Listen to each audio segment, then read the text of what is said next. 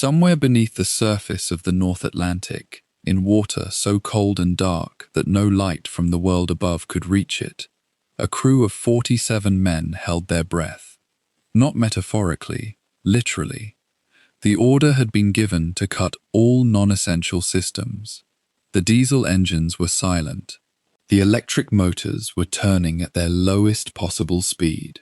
Every man aboard knew that the sounds traveling through that hull, the creak of a pressure frame, the clink of a dropped wrench, the involuntary cough of a young sailor who had not yet learned to be afraid in the right way, could be their last.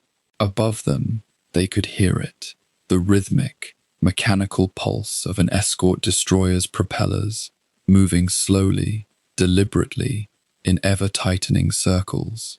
The hunters were hunting, and the hunters had gotten very good at their work. This is the world of submarine warfare, a world with no front lines and no safe rear.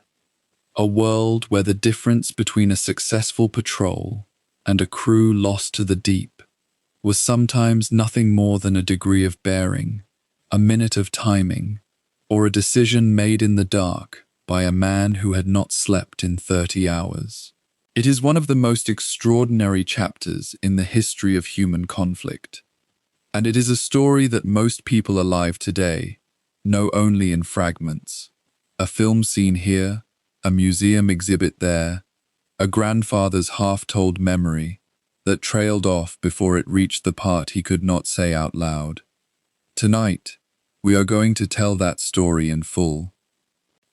From the first crude wooden vessel that sank a warship in the waters off Charleston Harbor during the American Revolution, to the steel behemoths that prowled every ocean in the Second Great War of the 20th century, the history of submarine warfare is a history of human imagination refusing to accept the boundaries of the possible.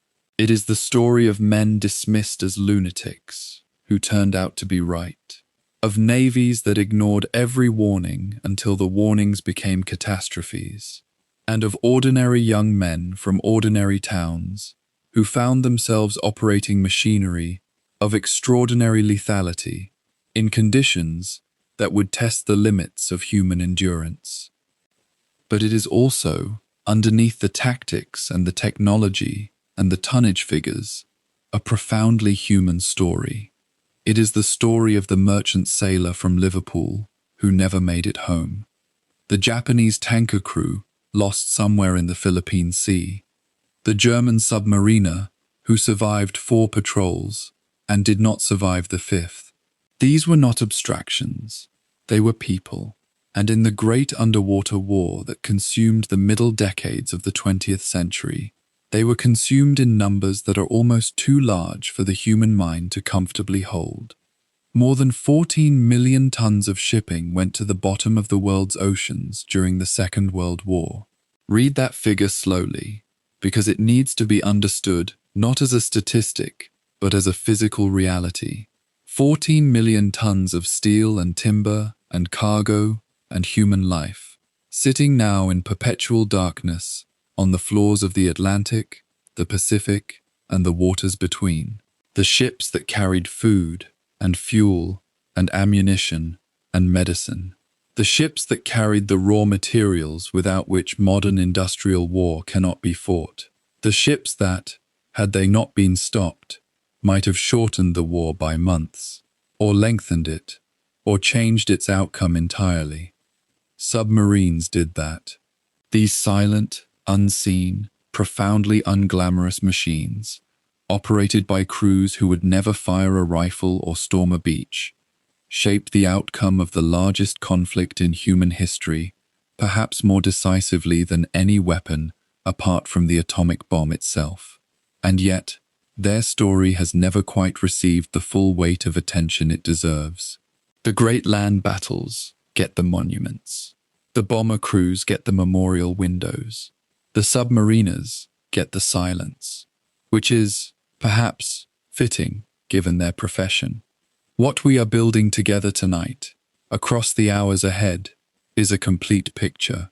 We begin long before the Second World War, because you cannot understand what happened in the North Atlantic between 1939 and 1945 without first understanding the century of failure, invention, ridicule, and gradual vindication that made it possible.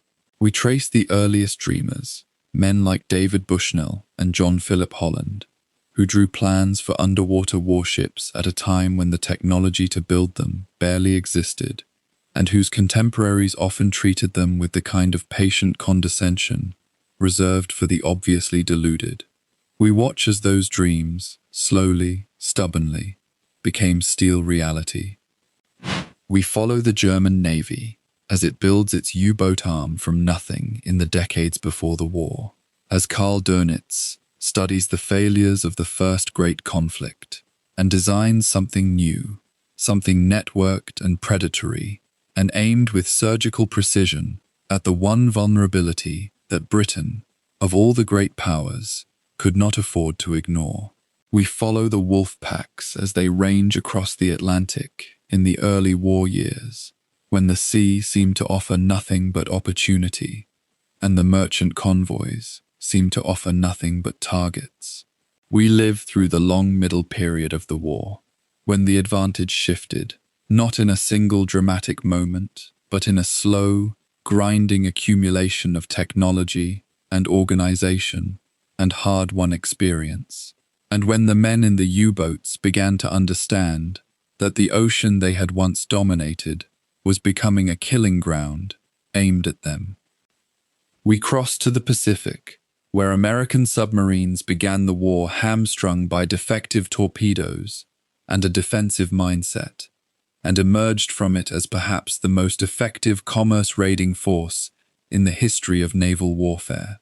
We follow the commanders who became legends, men whose names are spoken with reverence in the communities of those who study this conflict, and we do not look away from the human cost that their successes represented on the other side of the equation. And at the end, we look at what all of it meant, not just as history, but as inheritance. The submarine technology that emerged from the Second World War fed directly into the Cold War's system of underwater nuclear deterrence. The arrangement, still in place today, by which nations keep ballistic missile submarines on permanent patrol, each one capable of ending the lives of millions, each one a direct descendant of the crude, hand-cranked vessel that tried to sink a British warship in the harbour of Charleston all those years ago. This is a documentary designed to be experienced slowly. It is long, it is thorough, it is built for the hours of the night, when the mind is open and the distractions of the day have finally gone quiet.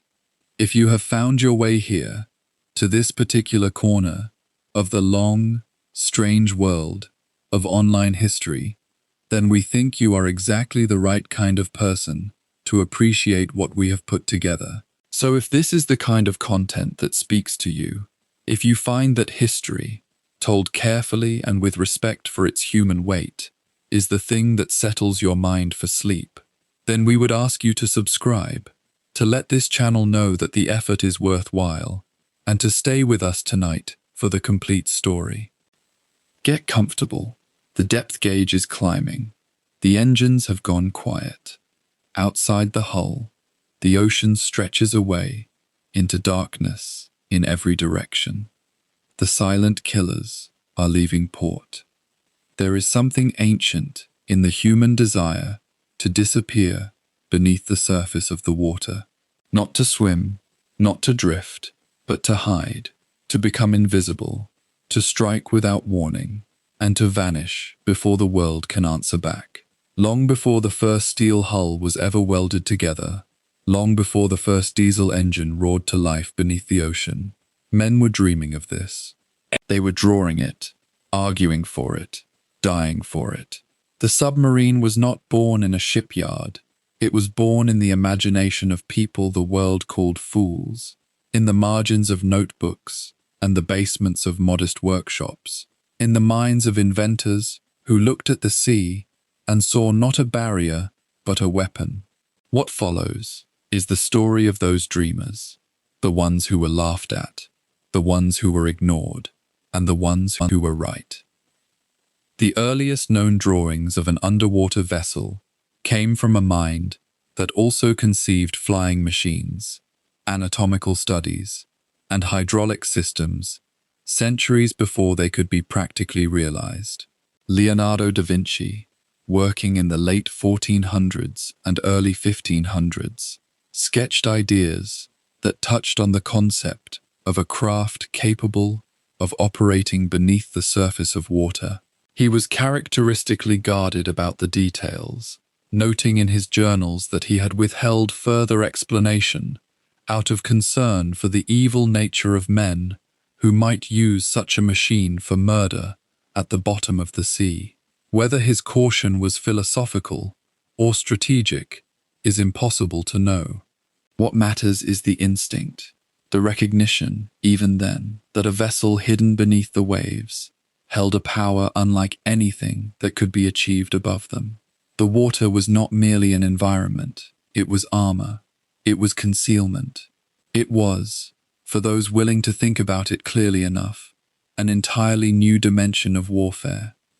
For more than a century after Leonardo, the idea lay dormant in the gap between imagination and engineering. The tools did not yet exist to build what the mind could conceive. Metallurgy was limited. Propulsion was a matter of oar and sail. The mechanics of pressure, buoyancy, and sealed atmosphere were understood only in rough and theoretical terms. Inventors and natural philosophers occasionally circled the problem. A Dutchman named Cornelius Drebbel is credited with constructing and demonstrating a navigable enclosed vessel on the River Thames in the early 1600s, reportedly carrying passengers and remaining submerged for several hours. The craft used a leather-covered wooden frame and relied on oars passed through sealed openings to move through the water. It was not a weapon. It was barely more than a proof of concept, but it was real, and it was witnessed, and it planted something in the minds of those who saw it. The knowledge that a person could breathe and move and exist beneath the surface of water for a sustained period without drowning. Through the 16 and 1700s, the idea of the submarine orbited the edges of serious military thinking without ever quite landing. Engineers and theorists wrote proposals. Naval officers occasionally entertained them. A Frenchman named Desson constructed a large vessel around the middle of the 17th century that was meant to sink enemy ships by means of a rotating drum mechanism. It failed almost completely during its demonstrations, barely moving at all, and surely incapable of attacking anything. The pattern was already forming: visionary concept, inadequate execution, public embarrassment, and the quiet shelving of another promising idea. Each failure, however, contributed something. Every machine that refused to work taught the next man who tried something small and specific about why it had refused to work. Progress in engineering is rarely linear. It accumulates through failure, and submarine engineering was accumulating fast. The American Revolution changed everything, not by solving the technical problems, but by injecting military urgency into them. A young American named David Bushnell, studying at Yale, became obsessed with the proposition that gunpowder could be detonated underwater. Once he proved to his own satisfaction that it could, the next logical question was how to deliver it to the hull of an enemy ship without being seen. His answer was the Turtle, a vessel roughly the size and shape of two tortoise shells clamped together, built almost entirely from oak and sealed with tar, designed to be operated by a single man. It sat low enough to submerge when the operator admitted water into a small internal tank, and it could be raised again by pumping that water out. A hand-operated screw at the top provided vertical movement. Another provided forward propulsion. It was claustrophobic, exhausting to operate, nearly impossible to navigate, and entirely without precedent in the history of naval warfare. It was also, given the tools available in the 1770s, a genuine achievement.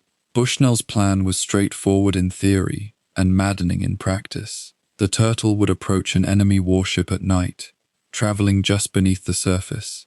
The operator would then use a drill, mounted above the hatch, to bore through the copper sheathing of the enemy's hull and attach a wooden magazine packed with gunpowder, connected to a clockwork fuse. The operator would then detach and make his escape before the charge detonated. In the summer of 1776, the Continental Army approved an attempt against a British warship anchored in New York Harbor. A sergeant named Ezra Lee was selected to make the attempt after Bushnell's original operator fell ill. What followed was one of history's more quietly heroic and quietly catastrophic evenings. Lee managed to maneuver the Turtle into position beneath the target vessel in the darkness, but the drill failed to penetrate the copper plating. He tried repeatedly, shifting position, working in the confined, suffocating interior of a machine that gave him almost no room to maneuver. Eventually, he was forced to abandon the attempt and retreat towards safer water, releasing the mine charge as British sailors spotted him from the shore. The charge detonated, harmlessly, in open water, and the Turtle was shortly afterward lost when the sloop carrying it was sunk by British fire. The mission had failed. The Turtle had accomplished nothing militarily, and yet the world had changed in a quiet and irreversible way. A man had taken a purpose-built weapon beneath the surface of a harbor with the intent to destroy a warship. He had gotten close. The concept had moved from sketch to working machine to actual military operation. That is not nothing. That is, in the long account of technological development, nearly everything. Bushnell himself understood this. He continued to work on the problem and proposed underwater mine systems that would go on to enjoy some limited success. But the Turtle itself was gone, and the momentum of the revolution carried attention elsewhere. The idea, however, did not die. It had been proven possible in principle, and principle, once established, is nearly impossible to uninvent. The years that followed Bushnell's experiment produced a more polished successor and a more complex story. An American inventor named Robert Fulton, later famous for his work on steam-powered surface vessels, designed and built a submarine called the Nautilus in the early years of the 19th century. Fulton was a man of extraordinary ambition and flexible loyalty, having approached both the French under Napoleon and the British separately with his invention, offering each the power to dominate the seas through underwater warfare. The Nautilus was more sophisticated than the Turtle. It could carry a small crew, it incorporated a sail for surface travel, and it used compressed air to extend the time its occupants could remain submerged. In demonstrations, it successfully attacked stationary target vessels. The French were interested, then skeptical, then dismissive. The British were curious, then cautious, then uninterested. Neither navy could quite reconcile itself to a weapon that seemed, in the minds of many senior officers, profoundly ungentlemanly. Blowing up a ship from beneath without warning sat uneasily alongside the codes and conventions that naval officers of the age liked to believe governed warfare at sea.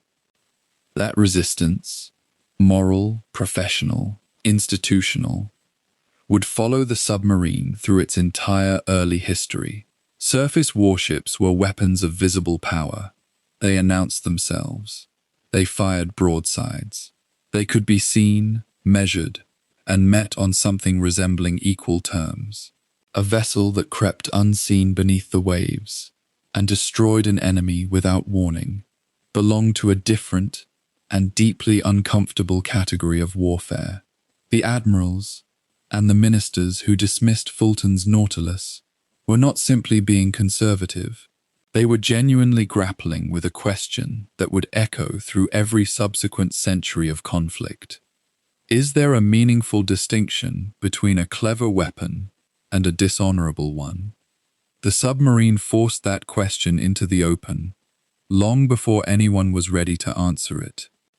Through the early and middle parts of the 19th century, the development of the submarine slowed, but never stopped entirely. Small workshops in Europe and America produced experimental hulls of varying ambition and reliability.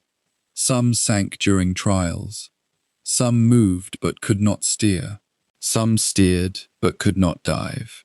Inventors continued to circulate proposals to naval ministries, who continued to file them alongside the other curiosities they did not know what to do with. The gap between concept and reliable military tool remained enormous. The problems were not merely mechanical, they were fundamental. The absence of a practical means of propulsion underwater, the absence of reliable weaponry that could be attached to the outside of an enemy hull, and the absence of any method of navigation that functioned when a vessel was sealed and submerged. Each of these problems would eventually be solved, but not yet. Not here. The 19th century had only just begun to understand what it was dealing with. What connects Leonardo's restrained sketches to Bushnell's waterlogged sergeant struggling in New York Harbor is not technical sophistication. It is something simpler and more durable than that. It is the recognition, grasped intuitively by every person who ever seriously considered the submarine, that the ocean's depth was not simply a place where ships could be sunk. It was a place where power could be hidden, and hidden power, as every student of history eventually learns, is the most dangerous kind of all. The dreamers who built these machines were not building weapons in the ordinary sense. They were building a new relationship between human beings and war itself. A relationship defined not by the clash of visible forces, but by the terror of the unseen, the unknowable, the thing moving silently far below. That relationship would take another century to fully mature. When it did, it would change the world in ways none of them could have anticipated. The world of the late 1800s moved fast, faster than any generation before it had imagined possible. Steam engines were reshaping continents, telegraph cables were threading beneath oceans, and steel, that hard, forgiving metal, was remaking everything from railways to warships. In this age of breathless reinvention, the submarine was no longer merely a philosopher's dream, scratched onto paper by restless inventors. It was beginning to look, for the first time, like a genuine weapon of war.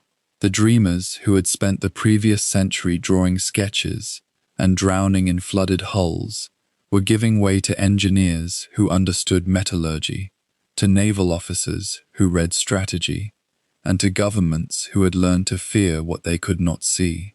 The underwater boat was entering a new phase, and the world, largely without knowing it, was entering one too. The transformation did not happen in a single moment of inspiration. It accumulated across decades, through failures that were sometimes catastrophic and breakthroughs that were sometimes dismissed for years, before anyone understood their significance. The American Civil War had already demonstrated that submarines could penetrate harbor defenses, could reach warships that no surface vessel dared approach, and could, at terrible cost to their own crews, sink an enemy. Those lessons did not vanish when the war ended. They were carried forward by men who refused to let the idea die, even when naval establishments on both sides of the Atlantic treated underwater warfare as a curiosity rather than a calling. Progress, when it came, arrived not from the great naval powers, but from the fringes, from inventors working in cramped workshops, from Irish-American nationalists nursing old grievances against Britain, and from a quiet Austrian naval officer whose work would eventually change the mathematics of naval combat forever. That Austrian officer was Robert Whitehead. Working in a torpedo factory along the Adriatic coast, Whitehead spent years developing something that the submarine desperately needed but had never possessed: a weapon that did not require the attacking vessel to physically contact its target. Earlier submarines had used spar torpedoes, explosive charges mounted on long poles that had to be pressed directly against an enemy hull, a method that endangered the attacker almost as much as the attacked. Whitehead's torpedo was different in conception and in consequence. It was self-propelled, driven through the water by a compressed air engine, following a roughly straight course toward a target it could strike from a distance.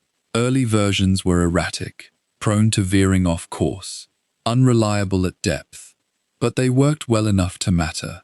When Whitehead demonstrated his device to naval representatives from multiple European powers, the response was not polite skepticism. It was immediate acquisition. By the 1870s, Britain, France, Germany, and Russia had all purchased the rights to manufacture Whitehead's torpedo. What had been an inventor's experiment became an international standard almost overnight. The significance of the Whitehead torpedo for submarine development cannot be overstated. Before it, a submarine was an assassin who needed to get close enough to touch. After it, a submarine was something far more dangerous, a hidden vessel capable of striking from a distance, from a direction an enemy could not observe, from a depth at which no surface ship could retaliate. The torpedo transformed the submarine from a desperate last resort into the centerpiece of a possible offensive strategy. Naval planners, who had viewed underwater boats with contempt, began running different calculations. If a submarine could approach undetected and fire a torpedo that could hole a warship below the waterline, then every harbor, every fleet anchorage, every convoy route became a potential killing ground. The torpedo did not solve the submarine's problems, but it defined what those problems were worth solving. It was in this climate of cautious reappraisal that John Philip Holland began his long, grinding campaign to build a practical submarine. Holland was Irish by birth and American by migration, and he carried with him a fierce conviction that underwater warfare could be used to humble the British Royal Navy, an institution he regarded as the instrument of his homeland's suffering. His early motivations were as political as they were mechanical, but his mind was rigorously engineering. Over the course of roughly 2 decades, working through successive designs, absorbing failures, reworking propulsion systems and ballast arrangements, Holland moved steadily toward a hull that could dive reliably, maintain a useful depth, surface when commanded, and carry a torpedo. His designs were not elegant. They were stubborn and practical, the product of iterative improvement rather than sudden genius. And they worked in ways that earlier submarines had never managed with any consistency.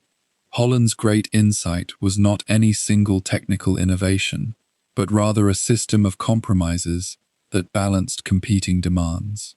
A submarine on the surface needed to move quickly enough to get into position. A submarine beneath the surface needed propulsion that did not consume all the oxygen its crew required to breathe. A submarine needed to control its depth without constant manual intervention. Holland solved these problems by separating his surface and submerged propulsion entirely. A gasoline engine for the surface, an electric motor fed by storage batteries for the depths. This arrangement was not entirely his invention. Others had explored similar ideas, but he refined it to the point where the combination became genuinely workable. When the United States Navy eventually purchased his design at the very end of the 1800s, it was not out of charity. It was because his submarine was the best available example of a type that the Navy had decided it could no longer ignore. The American purchase sent a signal that reverberated through every naval ministry in Europe. Britain followed, purchasing Holland's design through a licensed arrangement and beginning construction of its own underwater flotilla. France, which had been pursuing submarine development with particular energy through its own naval engineers, accelerated its program. Russia ordered vessels. Japan, newly assertive after its war with China in the 1890s, took notice. Germany, which would one day build the most feared submarine force in history, was initially cautious. Its naval leadership remained committed to the surface fleet and the great dreadnought battleships that Kaiser Wilhelm II believed were the true measure of naval power. But Germany was watching. The race had begun, even if not every competitor had yet acknowledged they were running. What drove these nations was not only ambition, but fear. The surface navies of the great powers had achieved a rough and expensive parity through decades of battleship construction. Each new dreadnought launched by one power prompted another, and another, in an arms race that was bankrupting treasuries and destabilizing the careful arrangements of European diplomacy. The submarine offered a different equation. It was cheaper to build than a battleship. It required a smaller crew. It could theoretically neutralize a vessel that had cost 10 or 20 times more to construct. For smaller naval powers, the submarine was a potential equalizer, a way of threatening an adversary without attempting to match them gun for gun on the open sea.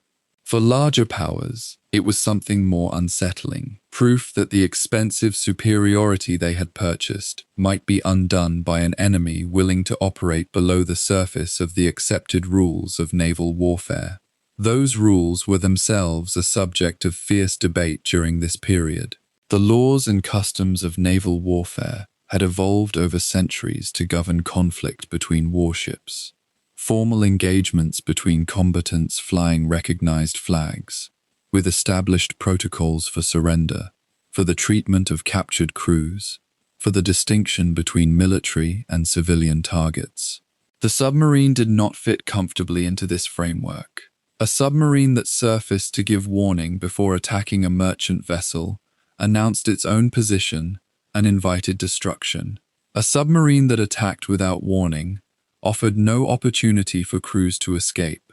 Naval conferences in the late 1800s and early 1900s began to grapple with these questions without resolving them, because the nations most interested in submarines were also the nations least willing to accept restrictions on how they might be used. The technology was outpacing the ethics, as it has a habit of doing, and no international agreement was robust enough to close the gap.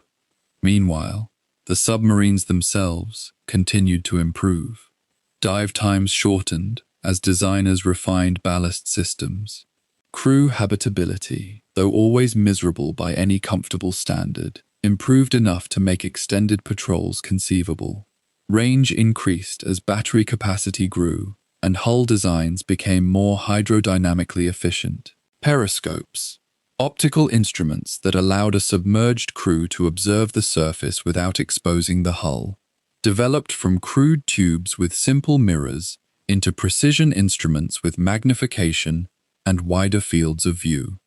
The torpedoes grew more reliable, their gyroscopic guidance systems reducing the erratic behavior of early models. None of these advances arrived complete or without setbacks. Every improvement came with new problems that required their own solutions. But the trajectory was clear to anyone watching carefully. The submarine was being industrialized, systematized, turned from a workshop experiment into a reproducible weapon.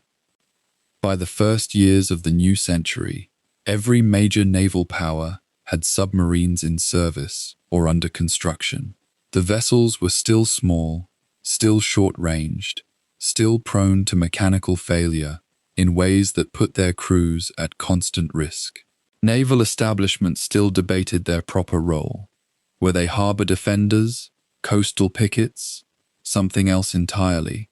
Few officers seriously contemplated using them for extended commerce warfare against an enemy's merchant shipping, the role that would eventually define them.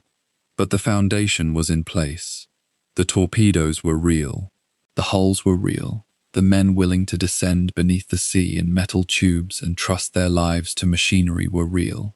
What remained was the terrible education of a world war, and the discovery that what had been built in the workshops and drawing rooms of the industrial age was far more dangerous than even its creators had fully understood. That discovery was not far away, and it would arrive at a cost that no naval planner in any admiralty had been willing to honestly calculate. At the turn of the 20th century, the German Empire found itself caught in a peculiar strategic bind. Its army was the finest on the continent, disciplined, mechanized, and battle-ready. But the sea was another matter entirely. Britain's Royal Navy sat astride the world's oceans like a colossus, commanding more than twice the warships Germany could realistically hope to build, man, or maintain. Kaiser Wilhelm II understood this imbalance with a clarity that unsettled him deeply. He admired Britain, envied it, and resented it in almost equal measure, a complicated inheritance from a complicated family. And so, like any ambitious power confronting a superior opponent, Germany began looking for asymmetric answers.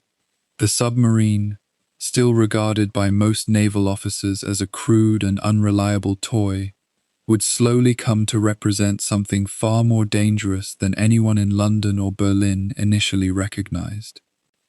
Germany's first serious engagement with submarine technology came through the same currents of industrial ambition that were reshaping every aspect of European military thinking. The designs of John Philip Holland, an Irish-American engineer who had spent decades refining the submersible concept, had already impressed the United States Navy enough to place orders. Germany watched closely. By the early 1900s, the Imperial German Navy had authorized the construction of its own experimental submarine, drawing on Holland's principles, while German engineers added their own refinements.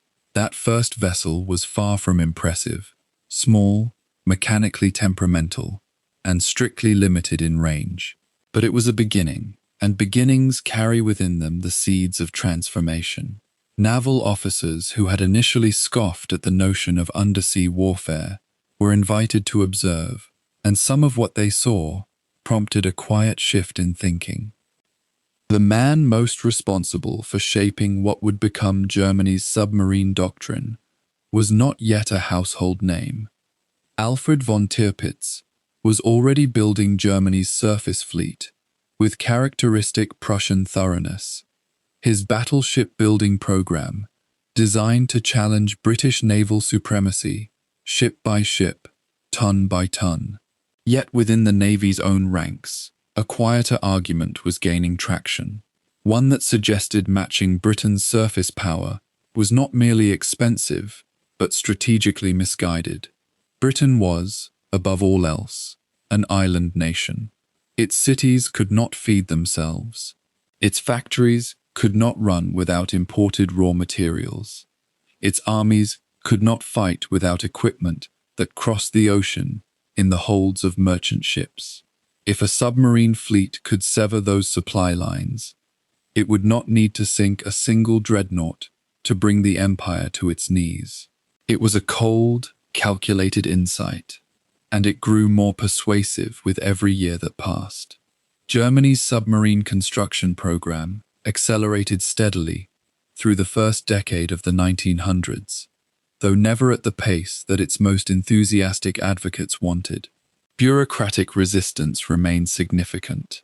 Traditionalists within the officer corps continued to view the submarine as a weapon unbefitting a great naval power, a tool of ambush and concealment rather than the honorable open water engagement that defined naval warfare in the classical sense. Tirpitz himself was ambivalent, preferring the prestige of battleship squadrons to the unglamorous utility of submarines. Funding continued to flow primarily toward the surface fleet, and the growing U-boat arm was obliged to fight for resources year after year. This internal competition would cast a long shadow over German naval strategy in the years to come. The vessels themselves were maturing rapidly, despite these institutional headwinds. German engineers proved themselves highly capable when properly resourced, and each successive class of submarine improved upon its predecessor in range, diving depth, torpedo capacity, and reliability. The diesel engine, replacing the dangerous and volatile petrol motors used in earlier designs, gave submarines the endurance they needed to operate at meaningful distances from their home ports. Improved torpedo design gave them genuine offensive power against large surface ships, and the development of better periscopes, depth gauges, and trim systems made the act of submerging and surfacing incrementally less likely to kill the crew in the process. These were not glamorous advances. They were the patient, unglamorous work of engineers who understood that lives depended on getting the details right. Within Germany's strategic planning circles, the question of how submarines might be used in wartime was producing increasingly radical answers. Conventional wisdom held that submarines should attack enemy warships, fleet assets that had legitimate military value and whose destruction would weaken an opponent's ability to wage war at sea. But a growing number of officers argued for something more aggressive and far more controversial: unrestricted commerce raiding. Under this doctrine, any ship supplying Britain, whether warship, freighter, or passenger liner, could be considered a legitimate target. The logic was ruthless and arithmetically coherent. Britain imported enormous quantities of food and materials every single week. Sink enough ships, and the mathematics of survival would eventually favor Germany regardless of what happened on land. It was a strategy built not on battlefield glory, but on strangulation, and it would haunt the conscience of the century. Kaiser Wilhelm II's relationship with this emerging instrument of war was characteristically complicated.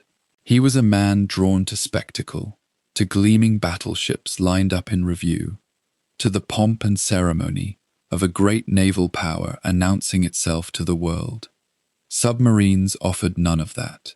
They were invisible by design, unglamorous by necessity, and their victories would never be celebrated in the way a naval battle might be. Yet Wilhelm was also a man acutely sensitive to Britain's ability to contain German ambition through sheer maritime dominance, and he understood at some level that the submarine offered something his surface fleet could not: a means of striking Britain where it was genuinely vulnerable. His support for submarine development was never wholehearted, but it was real, and it was enough to keep the program alive through years of institutional doubt.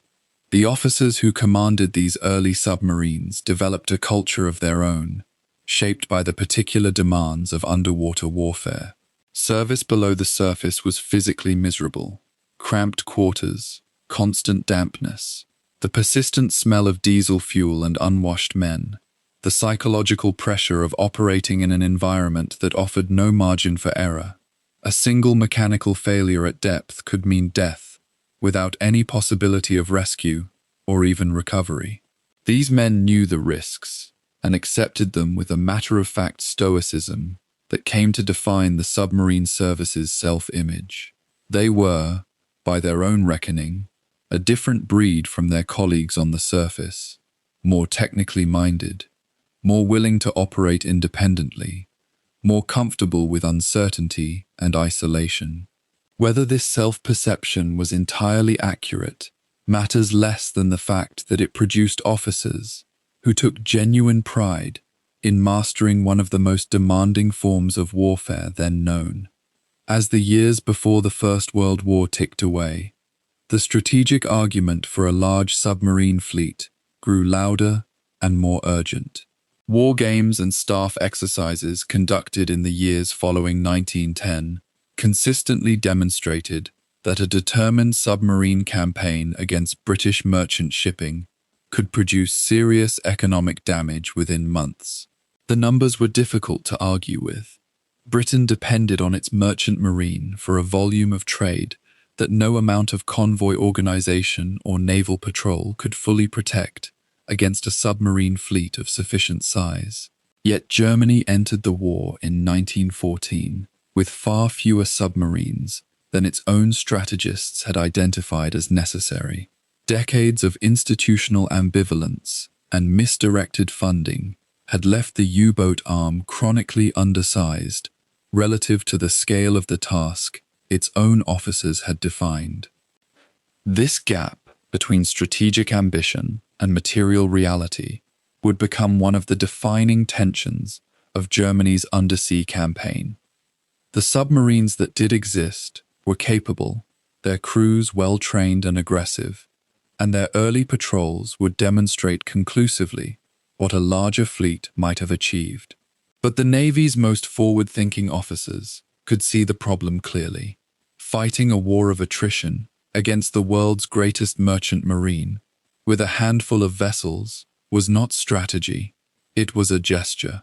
Every ship sunk raised the question of whether there were enough submarines left to sink the next one, and the one after that, and the thousands that would follow. Germany had built a weapon of genuine promise, and then, through a combination of institutional conservatism and competing priorities, had not built nearly enough of it. The technical and doctrinal foundations laid in these early decades were, for all their limitations, genuinely significant. German submarine engineers had produced vessels that could operate reliably in the North Sea and the North Atlantic, dive to useful depths, and deliver torpedo attacks with reasonable accuracy. German naval officers had developed tactical thinking about submarine operations that was more sophisticated than anything the Allies had prepared to counter, and the broader strategic concept that submarines could be used to systematically destroy an enemy's economic lifeline rather than merely to sink warships was a genuine intellectual leap that would shape the course of not one, but 2 world wars. The instrument was ready. The question of whether the men who controlled it had the will, the resources, and the strategic clarity to use it effectively was one that only the war itself would answer. What Germany had built by 1914 was thus both more and less than its advocates claimed. It was more than a novelty and less than a war-winning weapon. It was a fleet of vessels whose potential vastly exceeded their numbers, commanded by officers whose thinking was ahead of their superiors' willingness to act on it, deployed in a conflict whose scale and duration none of its architects had anticipated. The U-boat arm would go on to demonstrate, in the years that followed, exactly what it could accomplish, and exactly what it could not.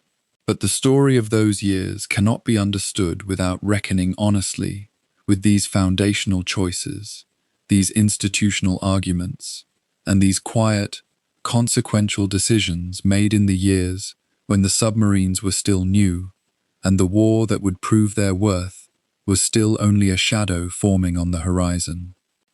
By the spring of 1915, the war in Europe had already broken every assumption its architects had made. The trenches had swallowed the dream of quick victory. The North Sea had become a corridor of danger, patrolled by both fleets with a mutual and growing hatred. And beneath the surface, the German U-boat fleet was doing exactly what its commanders had promised, bleeding Britain's merchant lifeline with a patience and efficiency that alarmed the Admiralty in London. But the war beneath the waves was still, in the minds of most civilians, a distant and abstract thing, a naval matter, professional, if brutal. That perception was about to be destroyed by a single afternoon off the southern coast of Ireland, and the world that existed before that afternoon would not survive it intact. Germany had declared the waters around the British Isles a war zone at the start of 1915. The announcement was precise and deliberate. Any vessel found within those waters could be attacked without warning. This was unrestricted submarine warfare, a doctrine that abandoned the centuries-old rules of naval engagement known as prize law. Under prize law, A warship stopping a merchant vessel was obliged to warn the crew, allow them to abandon ship, and only then, if the vessel was confirmed to be carrying contraband, could it be sunk. These rules had evolved over generations to preserve some measure of civilized conduct, even in the most violent of maritime conflicts. The U-boat commanders found them suicidal. Surfacing to issue a warning meant exposing the submarine to ramming, to deck guns, to the escort vessels the British were deploying with increasing frequency. Donitz and his colleagues had not yet taken command, but the argument they would later formalize was already taking shape on the decks of submarines operating in the cold Atlantic swells. Survival demanded ruthlessness. The Lusitania was not a warship. She was a Cunard ocean liner, one of the largest and fastest passenger vessels in the world, capable of crossing the Atlantic in under 5 days. She had carried diplomats, businessmen, artists, and tourists across the ocean for years, a floating city of brass fittings and formal dining, and people who had paid handsomely to be insulated from the ugliness below. In the spring of 1915, she departed New York, bound for Liverpool, carrying nearly 2,000 people, passengers and crew, together. The German embassy had actually placed a notice in American newspapers, warning travelers that ships flying the British flag were liable to destruction in the declared war zone. Most people who read that notice did not take it seriously. The ocean seemed too vast, the ship too fast, the norms of civilized warfare too firmly established. These were not soldiers, these were not combatants. The notice was a formality, and most passengers folded their newspapers and boarded the ship anyway.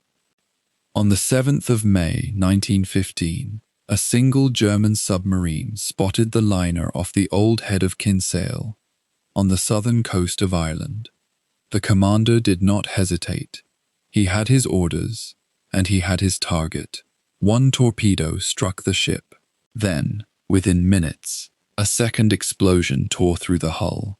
The source of that second blast has been debated by historians ever since, with theories ranging from a secondary detonation of munitions cargo to a boiler rupture, but no definitive conclusion has ever been universally accepted. What is not disputed is what happened next. The Lusitania, a ship of 30,000 tons, sank in under 20 minutes. Of the nearly 2,000 souls aboard, more than 1,100 died. Among them were almost 120 American citizens. The speed of the sinking made survival almost impossible for hundreds of passengers. The lifeboats could not be properly deployed on a ship listing so severely. People entered water cold enough to kill quickly, and rescue vessels were not close enough to save those who were still alive when they reached the surface. The ocean off Kinsale was not a battlefield in any conventional sense. There was no opposing army, no fortified position, no military objective within those waters, in the way a general staff would have drawn one on a map. There were people in formal clothes who had been eating lunch, children, elderly men and women who had saved for the crossing. The brutality of the outcome was not a matter of military calculation. It was a function of the weapon itself and of the doctrine commanding its use. The reaction across the neutral world, and particularly in the United States, was a surge of moral outrage that Germany had not fully anticipated. President Woodrow Wilson's administration sent stern diplomatic notes demanding that Germany abandon unrestricted submarine warfare. The American public, which had maintained a careful and broadly popular neutrality, found itself confronted with the human cost of a war it had tried to watch from a distance. Germany's official response, that the Lusitania had been carrying contraband munitions and was therefore a legitimate military target, did nothing to reduce the anger. The argument may have had technical merit under certain interpretations of naval law. It had none whatsoever in the court of international opinion, and Germany's leadership understood, eventually, that the calculation had been badly miscalculated. The United States was not ready to enter the war, but the Lusitania deaths moved the needle in a direction that Berlin could not easily reverse. The moral question the sinking raised was not simple, even if the emotional response seemed to make it so. Germany argued, not without logic, that Britain's naval blockade, which was itself strangling German food imports and contributing to genuine civilian suffering, was also an act of war conducted against non-combatants. If Britain could legally blockade German ports and intercept neutral shipping, Germany's supporters argued, then the war zone declaration was a symmetrical response, using the only naval instrument Germany could deploy. This argument found almost no audience in Britain or America, but it was not entirely without foundation, and it illustrates just how thoroughly modern industrial warfare had erased the clean distinctions between combatant and civilian that earlier generations had at least attempted to preserve. Every side in the First World War was rewriting the moral rulebook, and submarines were simply the instrument that made the rewriting most visible. The German military and political establishment was genuinely divided over what to do next. Naval commanders argued that unrestricted warfare was the only strategy capable of breaking Britain before Britain could break Germany. Civilian politicians and diplomats understood that continuing to sink passenger liners risked bringing the United States into the war on the Allied side, a development that could not be offset by any amount of merchant tonnage destroyed. For a period following the Lusitania and further diplomatic crises that followed in its wake, Germany pulled back. Restrictions were placed on U-boat commanders. Passenger liners were to be spared. The unrestricted campaign was suspended, then partially resumed, then modified again. This oscillation between military necessity and diplomatic calculation would continue until early 1917, when Germany made its final and fateful decision to resume fully unrestricted warfare and accept the consequences. What the Lusitania sinking had done, permanently and irreversibly, was transform the submarine in public consciousness. Before May of 1915, the U-boat was a weapon of war, engaged against other weapons of war, a stealthy predator in a predatory ocean. After the 7th of May, it became something else. It became a symbol of a particular kind of violence, invisible, indiscriminate, and incompatible with the idea that war could be conducted with any restraint at all. The image of the U-boat commander peering through his periscope and ordering the death of women and children became propaganda's most durable gift to the Allied cause. Recruitment posters used it. Newspapers weaponized it. The reality was more complicated. Submarine crews were not monsters, but young men operating under orders in a brutal war of attrition, as afraid of their own deaths as anyone else. But the image, once fixed in the public mind, could not be undone. It is worth pausing on what the doctrine of unrestricted warfare actually required of the men who practiced it. A U-boat commander launching a torpedo at an unarmed merchant vessel was not making a battlefield decision in any traditional sense. He was not returning fire or capturing ground. He was executing an economic strategy, starving an island nation into submission by making the cost of supplying it unbearable. The merchant sailors he killed were doing nothing more than moving food, steel, and fuel from one port to another. The passengers on a liner like the Lusitania were doing nothing at all that bore any resemblance to a military act. The submarine's invisibility was not just a technical property, it was a moral condition. The weapon operated in darkness, struck without warning, and left no opportunity for mercy. That invisibility made it uniquely disturbing to a public accustomed to wars that were, at least notionally, conducted between soldiers. The debate ignited by the Lusitania would not be settled by the end of the First World War. It would re-emerge in every subsequent conflict in which submarines were deployed against commercial shipping. The tension between military necessity and humanitarian law never found a resolution that satisfied both sides, because both sides were right about something. The submarine was effective precisely because it was ruthless. Its ruthlessness was, by definition, a violation of everything that the laws of war had been designed to prevent. Nations that built and deployed submarines acknowledged, at some level, that they were accepting this contradiction and choosing to live with it. The crews who sailed them lived with it in a more immediate and personal way, in the silence below the surface, in the knowledge of what the torpedoes they loaded were for. By the time the First World War ended, the submarine had permanently altered the moral geography of maritime conflict. The Lusitania had not been the only passenger vessel sunk, nor had American lives been lost only once, in the Atlantic's cold and indifferent waters. But she remained the defining image, a great ship, and more than 1,100 souls lost in under 20 minutes, taken by something they never saw, in waters they had been told it was safe to cross. The dreamers who had first sketched underwater vessels in notebooks and workshops could never have imagined that their invention would produce this. But invention rarely concerns itself with consequences. The submarine had been created, had been refined, had been handed to admiralties and given orders. What happened off Kinsale on that May afternoon was not an accident of warfare. It was the weapon doing exactly what it had been built to do, and the world was only beginning to understand what that meant. The North Atlantic, in the early months of 1915, was not the front line most people imagined when they thought of war. There were no trenches here, no artillery barrages, no men going over the top at dawn.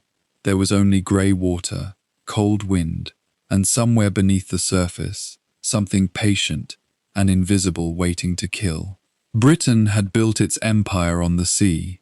Every ton of coal, every barrel of oil, every crate of ammunition and bale of cotton that kept the industrial machine of war turning arrived by ship.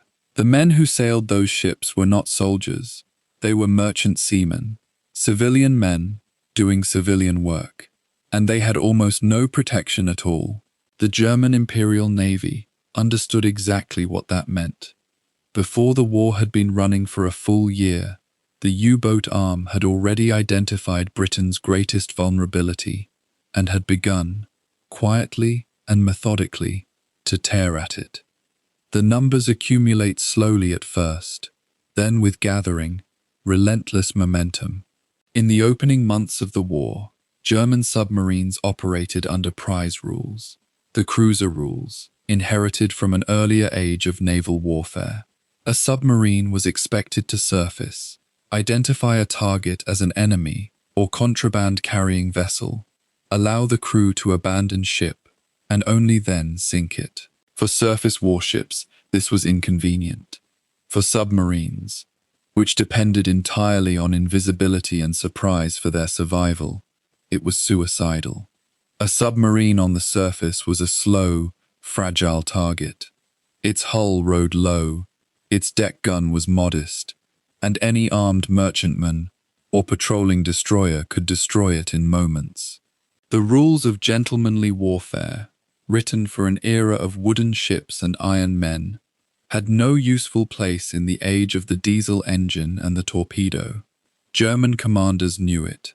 It took their high command a little longer to admit it. By the first weeks of 1915, Germany had made its declaration. The waters around the British Isles were declared a war zone, and any vessel found within them risked destruction without warning. It was a statement of strategic desperation, as much as strategic intent. Germany possessed fewer than 30 operational U-boats at the start of the war, a force that looks almost modest against the scale of what it would eventually accomplish. Britain, by contrast, maintained the largest merchant fleet on Earth, with thousands of vessels crossing thousands of sea miles every week. The arithmetic seemed to favor the defenders. What the arithmetic could not account for was the catastrophic unpreparedness of those defenders, the near-total absence of convoy organization, the shortage of escort vessels, and the profound institutional reluctance within the Royal Navy to believe that submarines could ever become a decisive weapon. They learned quickly and at tremendous cost. In the first full year of unrestricted operations, German submarines sank tonnage at a rate that alarmed even their own commanders. Merchant ships traveling alone, on predictable routes, at predictable speeds, with no escorts and no warning systems, were hunted down with a methodical efficiency that the German Navy had not fully anticipated when it first launched its underwater program. A single U-boat on a good patrol could send half a dozen vessels to the bottom in a fortnight. The ships went down carrying grain, copper, oil, rubber, everything that an island nation fighting a continental war needed to survive. The men aboard them went down too, sometimes with very little warning, sometimes with none. The sea off the south coast of Ireland, the approaches to Liverpool, the channel lanes that fed London, all of them became killing grounds. The submarine commanders themselves operated in conditions of almost unimaginable stress. Below the surface, a U-boat was a sealed metal cylinder, roughly 60 meters long, crewed by perhaps 35 men, running on electric motors that drew from batteries that had to be recharged on the surface. The interior smelled of diesel fuel, unwashed bodies, damp clothing, and the particular chemical bite of battery acid. There was no standing room in most compartments. Men slept in rotation, sharing bunks still warm from the previous occupant, a practice known across the German fleet as the hot bunk system. Condensation dripped from every surface. Food was eaten cold when silence mattered more than comfort. For weeks at a time, these men lived inside a machine that the sea was constantly trying to destroy, and all around them, through the thin steel hull, was pressure and cold and absolute darkness. Yet for all its hardship, the submarine gave its crew something extraordinary: power. A 35-man crew aboard a vessel that cost a fraction of a battleship to build could threaten ships worth millions and cargo worth more. The torpedo changed the fundamental equation of naval warfare. A single weapon, running on a preset course, could sink a vessel of 10,000 tons. The crew never needed to see the faces of the men they killed. The distance between action and consequence was measured in meters of water and seconds of running time, and that distance made it easier, not for every man, and not without consequence for those who thought too deeply about it, but easier to do it again and again. The submarine was an industrial weapon that made industrialized killing feel clean. That was its most dangerous quality. Allied responses were slow to mature, but not entirely absent. The Royal Navy deployed patrol vessels, armed trawlers, and Q-ships, merchant vessels fitted with concealed guns, designed to lure submarines to the surface and destroy them. The Q-ship program achieved a handful of genuine kills and a larger number of near misses, but its fundamental limitation was that it required the enemy to behave predictably. As German commanders grew more cautious and torpedoed ships without surfacing, the Q-ships lost most of their utility. Hydrophones, underwater listening devices, were developed and deployed, offering the first crude ability to hear a submarine's engines through the water. They were imprecise, easily confused by ocean noise, and largely useless against a boat running silently on batteries.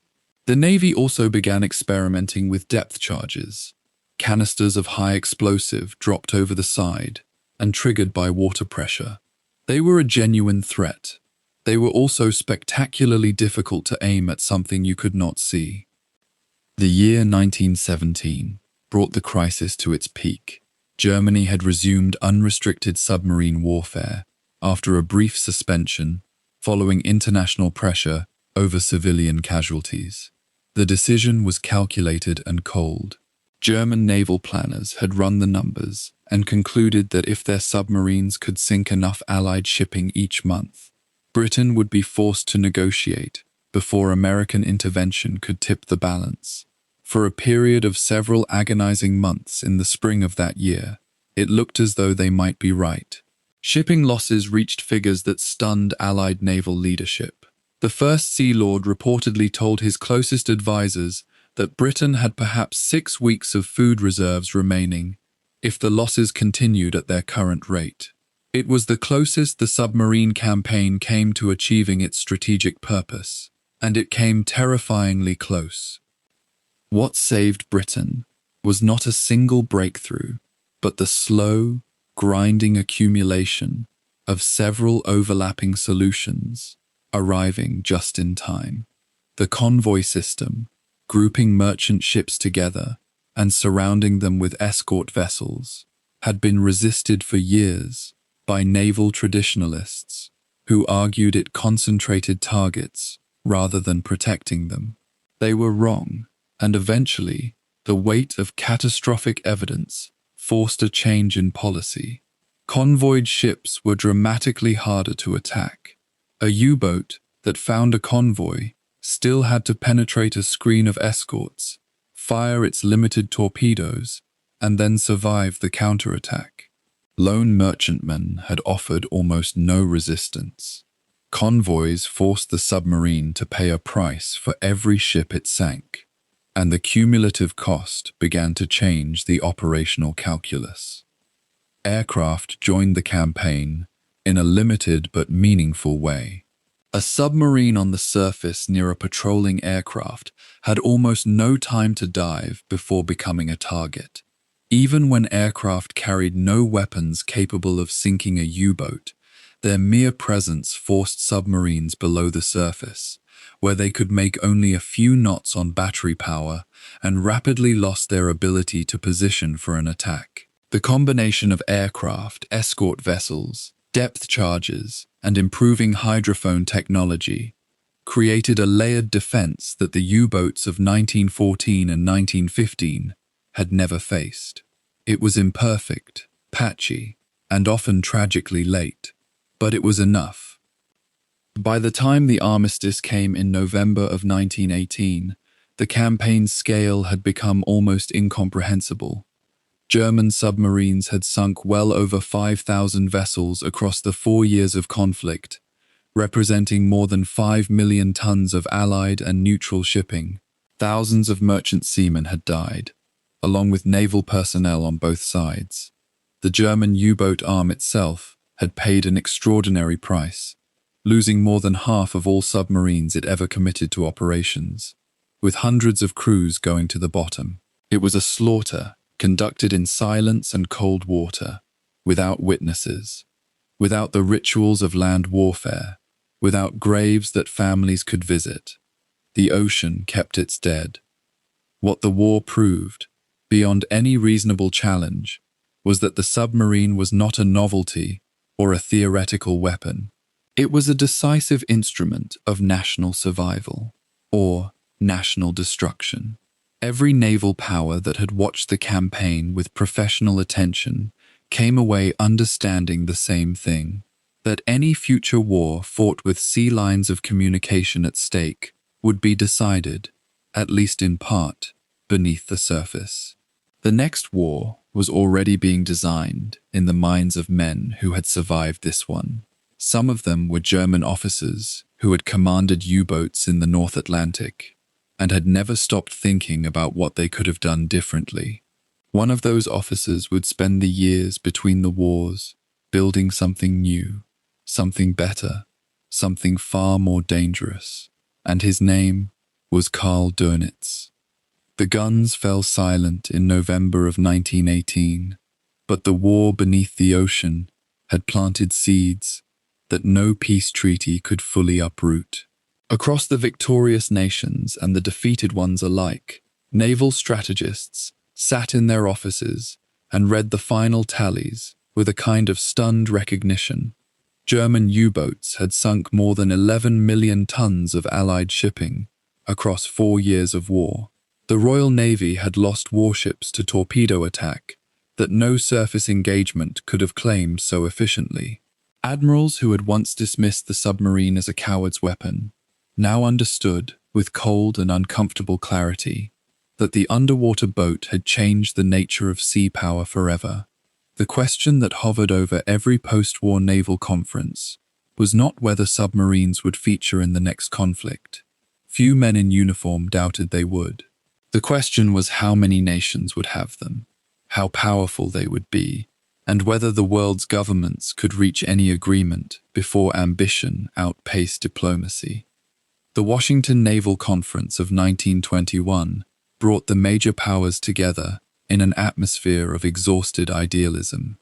The United States, Britain, Japan, France, and Italy gathered to discuss the limitation of naval armaments, and the agreements they produced reshaped surface fleet architecture in ways that still echo across naval history. Capital ships were counted, ratios were assigned, and proud admirals accepted tonnage limits they privately resented.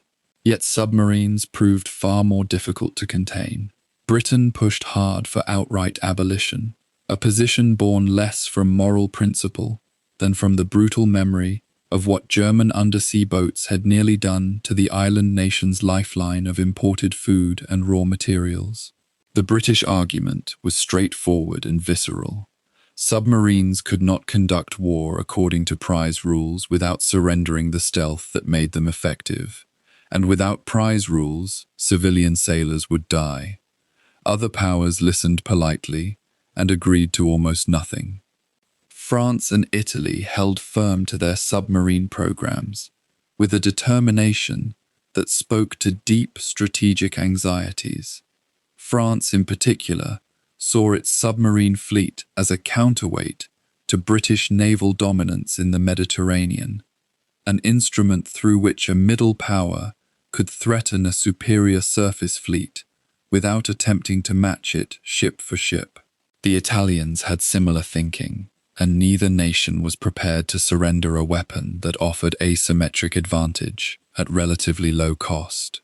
Japan, too, resisted meaningful submarine limitation, though Japanese naval thinking leaned toward using submarines in conjunction with surface fleet operations, rather than as independent commerce raiders.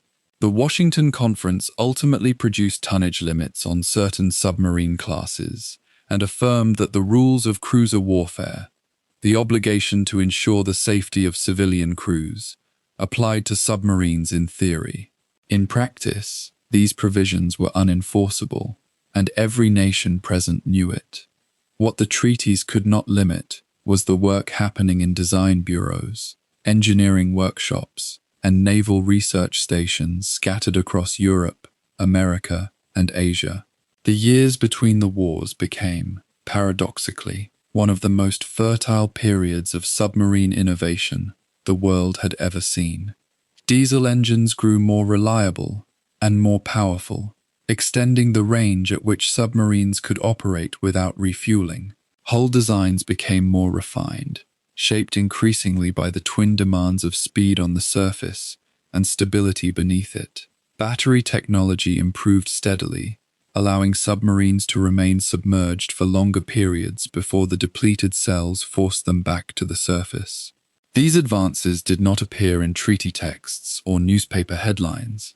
They accumulated quietly in the classified records of naval ministries, invisible to the public and, often enough, to rival intelligence services. The British contribution to this period of quiet innovation was considerable, and it came partly from a source of acute embarrassment. Having campaigned so vigorously for submarine abolition at Washington, and again at the London Naval Conference of 1930, the Royal Navy found itself simultaneously developing some of the most sophisticated underwater vessels it had ever built. The contradiction was not lost on critics at the time. British designers worked on the River class and the Odin class and others, pushing displacement and range in ways that reflected the Empire's global strategic commitments. A submarine meant to defend the home islands needed very different characteristics from one intended to operate in the distant waters of the Far East, where British imperial interests stretched toward Hong Kong and Singapore. Both requirements were pursued, and the resulting diversity of British submarine design reflected the complexity of an empire that could not afford to ignore any ocean. Across the Atlantic, the United States Navy grappled with its own strategic uncertainties. American submarines had played a limited role in the First World War, and post-war thinking was divided about what role they should play in any future conflict. Some planners envisioned submarines working alongside surface battle groups, scouting ahead of the fleet in the Pacific, and attacking enemy warships before major engagements. Others saw the commerce raiding potential that German operations had so graphically demonstrated, though American naval doctrine formally condemned unrestricted submarine warfare, the same doctrine that had helped bring the United States into the war against Germany. These competing visions influenced design choices without resolving them, producing submarines that were large, long-ranged, and air-conditioned for Pacific service, but whose precise wartime role remained uncertain. The irony, visible only in retrospect, is that when war finally came, American submarines would conduct commerce raiding on a scale that dwarfed anything the Germans had achieved. The most consequential development of the interwar decades was arguably not a weapon at all, but a detection system. British scientists and engineers worked throughout the 1920s to refine what they called ASDIC, a technology known later to American forces as sonar, which used sound pulses emitted underwater and the returning echoes to locate submerged submarines. Early systems were limited in range and required considerable skill to operate effectively, but the principle was sound, and the technology advanced steadily. Naval planners in London became, for a time, genuinely optimistic that the submarine threat could be managed. ASDIC seemed to promise what no surface escort had previously offered: the ability to find a hidden enemy and carry the fight to it. This optimism would prove dangerously overconfident when tested against actual wartime conditions, but during the interwar years, it shaped British convoy doctrine and resource allocation in ways that would only become apparent under fire. Germany, meanwhile, was living under the restrictions imposed by the Treaty of Versailles. The post-war settlement had forbidden Germany from possessing submarines at all, stripping the defeated nation of the weapon that had come closest to winning the war from beneath. German naval officers accepted these terms in public and worked around them in ways that history has since documented thoroughly.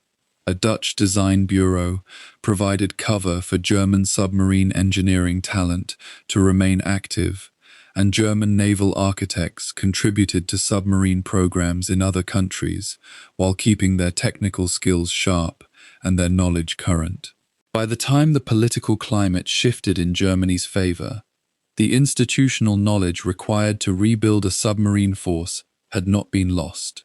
It had merely been kept in careful storage, waiting for the moment when it could be recalled to open service. The London Naval Conference of 1930 produced a second round of agreements and a second round of frustrations. The five-power framework attempted once more to address the submarine question with greater precision, establishing limits on individual submarine displacement and gun armament. The parties agreed in principle that submarines should not sink merchant vessels without first providing for the safety of their crews, a restatement of the cruiser rules that had been theoretically in place since Washington. The agreement was signed, and it was genuine in the limited sense that the signatories did not intend at the moment of signing to immediately violate it.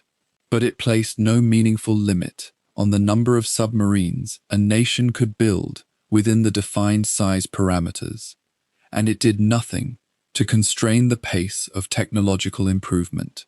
Nations signed and then went home to their drawing boards. Japan's submarine program, during this period, moved along a trajectory that diverged sharply from what American and British planners anticipated. Japanese designers produced boats of exceptional capability in several respects, particularly in the domain of torpedo technology. The oxygen-fueled torpedo that Japanese engineers perfected during the interwar years was a weapon of extraordinary range and power, far superior to anything American or British forces carried at the start of the coming war. Japanese submarines themselves grew large and capable, some carrying aircraft in watertight hangars for reconnaissance missions that would have seemed fantastical a decade earlier. Yet the tactical doctrine that governed how these impressive machines would be used remained oriented toward fleet engagement rather than commerce war, a choice that would prove, when war finally came, to be among the most costly strategic miscalculations in naval history. Beneath all the conference rooms and treaty clauses and engineering workshops, the interwar period carried a quality of dark, collective anticipation. Statesmen spoke of peace, while soldiers and sailors prepared for war, and the submarines taking shape in dockyards around the world were among the most honest expressions of what the world's governments actually expected to happen. Every hull laid down, every new propulsion system trialed, every improvement in torpedo guidance or depth capability was a statement of intent, not aggressive intent necessarily, but preparatory intent, the intent of nations that had seen what modern industrial warfare could do and were resolved not to be caught unprepared again. The treaties were real, but the preparations were more real still. By the early 1930s, as the political world of Europe began its ominous shift, and militarism found new champions in Berlin and Tokyo, the submarines waiting in their pens were already more capable, more numerous, and more dangerous than the agreements meant to constrain them had imagined possible. The ocean had been quiet for more than a decade. It would not remain so. The Treaty of Versailles imposed humiliation on Germany, and among its most despised clauses was the prohibition on submarines. The victors of the First World War had learned the terrible cost of unrestricted undersea warfare. 5 million tons of Allied shipping sent to the bottom, entire convoys reduced to wreckage and flame, and they resolved that Germany would never build another submarine. The German Navy was reduced to a coastal constabulary of elderly battleships and cruisers, forbidden from modernizing, forbidden from innovation, forbidden from the weapon that had come closest to strangling Britain into surrender. For 15 years, Germany's naval officers chafed under these restrictions, aware that their nation was locked into permanent strategic inferiority, while the great naval powers modernized their fleets without restraint. Yet even as politicians signed away Germany's naval future, a small cadre of engineers and officers began designing submarines in secret. They sketched plans on forbidden paper, consulted with Swedish and Dutch firms willing to skirt international law, and quietly prepared for the day when Germany would tear up the treaties that bound it. That day arrived when Adolf Hitler came to power. Hitler understood that naval power would be essential to his vision of German dominance. Yet he also recognized Germany's vulnerability at sea.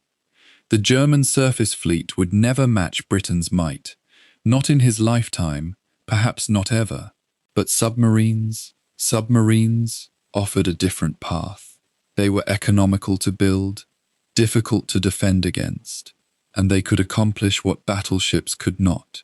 They could isolate Britain through commerce destruction and starve the island nation of the raw materials and food necessary to wage war.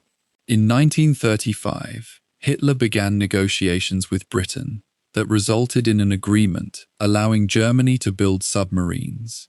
provided the total tonnage did not exceed 35% of British submarine capacity.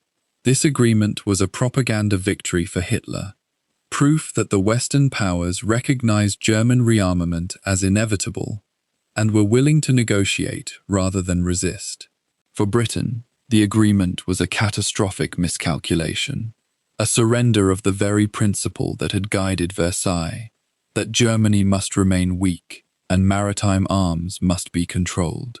Within months of signing this accord, Germany's submarine construction yards began operating at full capacity, launching boats where none had existed for a generation. The man chosen to command this resurrection was Karl Dönitz, a career naval officer whose experience in submarines during the First World War had given him unique insight into their capabilities and limitations. Dönitz was tall, austere, and possessed of an almost religious devotion to his mission. He was not a brilliant tactician in the conventional sense, nor was he an imaginative engineer, but he was something more valuable. He was a visionary who understood that the age of individual raider submarines was ending, and the age of coordinated, networked submarine fleets was beginning. Throughout the late 1920s and early 1930s, while Germany was still officially forbidden from building submarines, Dönitz had served on training commissions and in diplomatic posts that allowed him to study submarine tactics and contemplate how modern boats might be employed. He had concluded that the key to submarine success lay not in individual vessels, however powerful, but in coordinated attacks by groups of submarines working in concert against convoys. This idea was born from cold analysis. A lone submarine could only be in one place at one time, could only attack one target before having to withdraw to reload and repair. But multiple submarines, operating under unified command, could saturate a convoy's defenses, overwhelm its escorts, and inflict catastrophic losses before disappearing back into the ocean. When Dönitz was given command of the U-boat arm in 1935, he inherited fewer than a dozen operational submarines and a fleet barely capable of disrupting local shipping. Yet he moved with purposeful confidence, demanding and receiving whatever resources were necessary to build what he called the Wolf Pack, a coordinated fleet of submarines that could be massed against targets with precision and devastating effect. The phrase itself was derived from the hunting tactics of wolves. A pack spreads across terrain, searches for prey, and when one wolf spots game, it signals the others, who converge from all directions for the kill. Dönitz believed submarines could operate on the same principle. A patrol line of submarines spread across the Atlantic could search for convoys. Once one U-boat spotted a merchantman or convoy, it would shadow the target and broadcast radio signals that brought other submarines racing toward the victim. In daylight, the attacking submarines would fall back, avoiding the convoy's escorts. At night, they would press their attacks, attacking the merchant ships with torpedoes, reloading, and attacking again until the convoy was shattered. The escorts could protect some vessels, but against a coordinated mass attack, they would be overwhelmed by sheer weight of numbers and the impossibility of being everywhere at once. This concept was revolutionary, but it required three essential components: submarines in sufficient numbers, reliable radio communications, and absolute discipline within the U-boat flotillas. Dönitz set about acquiring each. From 1935 onward, German shipyards launched U-boats at an accelerating pace, first dozens, then hundreds, a growing fleet of steel hunters that filled German ports and bases. The boats themselves were sleek, modern designs, superior to anything the British or French had yet produced. They were faster than First World War U-boats, more heavily armed, more comfortable for their crews, and equipped with better periscopes, better torpedoes, and better diesel engines that gave them greater range. The standard Type 7 U-boat became the workhorse of Dönitz's fleet, reliable and proven, capable of remaining at sea for weeks, submerged for hours, and descending to depths that made them difficult targets for any existing anti-submarine weapon. For radio communications, Dönitz established a command structure centered on German naval headquarters, where the locations and movements of convoys would be plotted, and orders transmitted via coded radio to waiting submarines. The famous Enigma machine, a German cipher device that appeared to offer perfect encryption, would carry these messages in supposedly unbreakable code. Finally, discipline was instilled through training and culture. U-boat captains were selected for aggressiveness, their crews drilled relentlessly, and a competitive spirit encouraged among flotillas to see which could sink the most tonnage. By 1937, the German U-boat fleet numbered more than 70 operational submarines, and by 1939, when war erupted, Dönitz commanded approximately 50 serviceable boats capable of immediate combat operations. This was far fewer than he had requested. Hitler had always believed that war would be won in Europe by land armies and tanks, not by attrition at sea, but it was enough to pose a severe threat to Britain's maritime lifeline. Dönitz had wanted at least 300 U-boats to wage effective commerce warfare against Britain, a number that Hitler considered absurd. Yet with what he had, Dönitz believed he could inflict enough damage on British shipping to force negotiations within a year. He was wrong about the timeline, but the essential insight proved correct. A coordinated fleet of submarines could do damage that isolated raiders could not. The genius of Dönitz's wolf pack lay not in the submarines themselves, but in the integration of multiple boats into a single hunting organism, directed by radio from shore. A convoy might be spotted by a single U-boat early in the morning, perhaps 100 kilometers from the main hunting areas. That submarine would report the sighting, and Dönitz's headquarters would calculate the convoy's course and speed based on earlier sightings and convoy traffic patterns. Radio signals would summon nearby U-boats to intercept positions along the convoy's projected path. Some boats might be in distant areas, perhaps 1,000 kilometers away, and they would race at full surface speed toward the intercept zone, burning fuel, ignoring the risk of detection, driven by the knowledge that a major prize was approaching. Within hours, 3 or 4 U-boats might be in position. Within a day, 5 or 6 more might have arrived. The convoy escorts, perhaps 2 or 3 destroyers and a handful of corvettes, would find themselves facing an impossible tactical problem. They could defeat any single U-boat through depth charges and ramming, but against 5 submarines attacking simultaneously from different directions, in darkness, they were almost helpless. At least 2 or 3 submarines would get through, launch their torpedoes, and slip away into the night before escorts could respond. The merchantmen caught in the middle, slow, unarmored, loaded with vital supplies, would be sitting ducks. This coordination required an infrastructure that Dönitz carefully built throughout the late 1930s and early war years. Radio stations along the German coast maintained constant watch, receiving reports from U-boats at sea and transmitting orders back to them.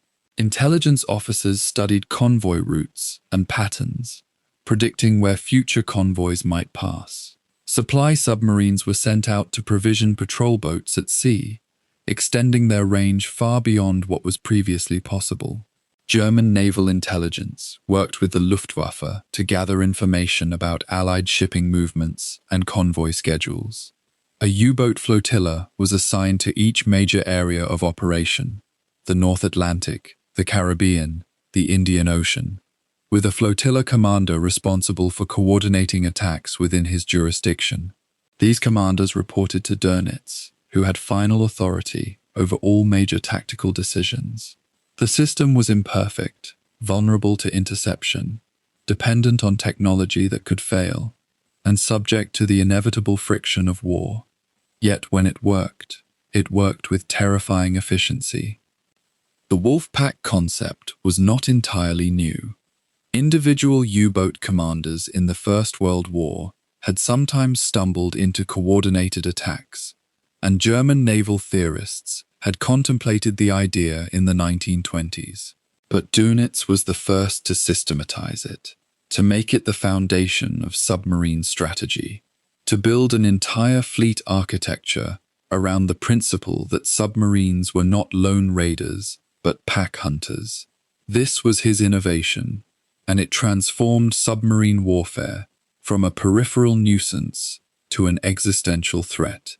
British convoys suddenly found themselves fighting an enemy that could mass force with precision, concentrate attacks at chosen points, and inflict losses at a rate that threatened to overwhelm Britain's shipbuilding capacity. The wolf pack was not invincible. As later chapters will reveal, the Allies developed countermeasures that would eventually devastate German submarines.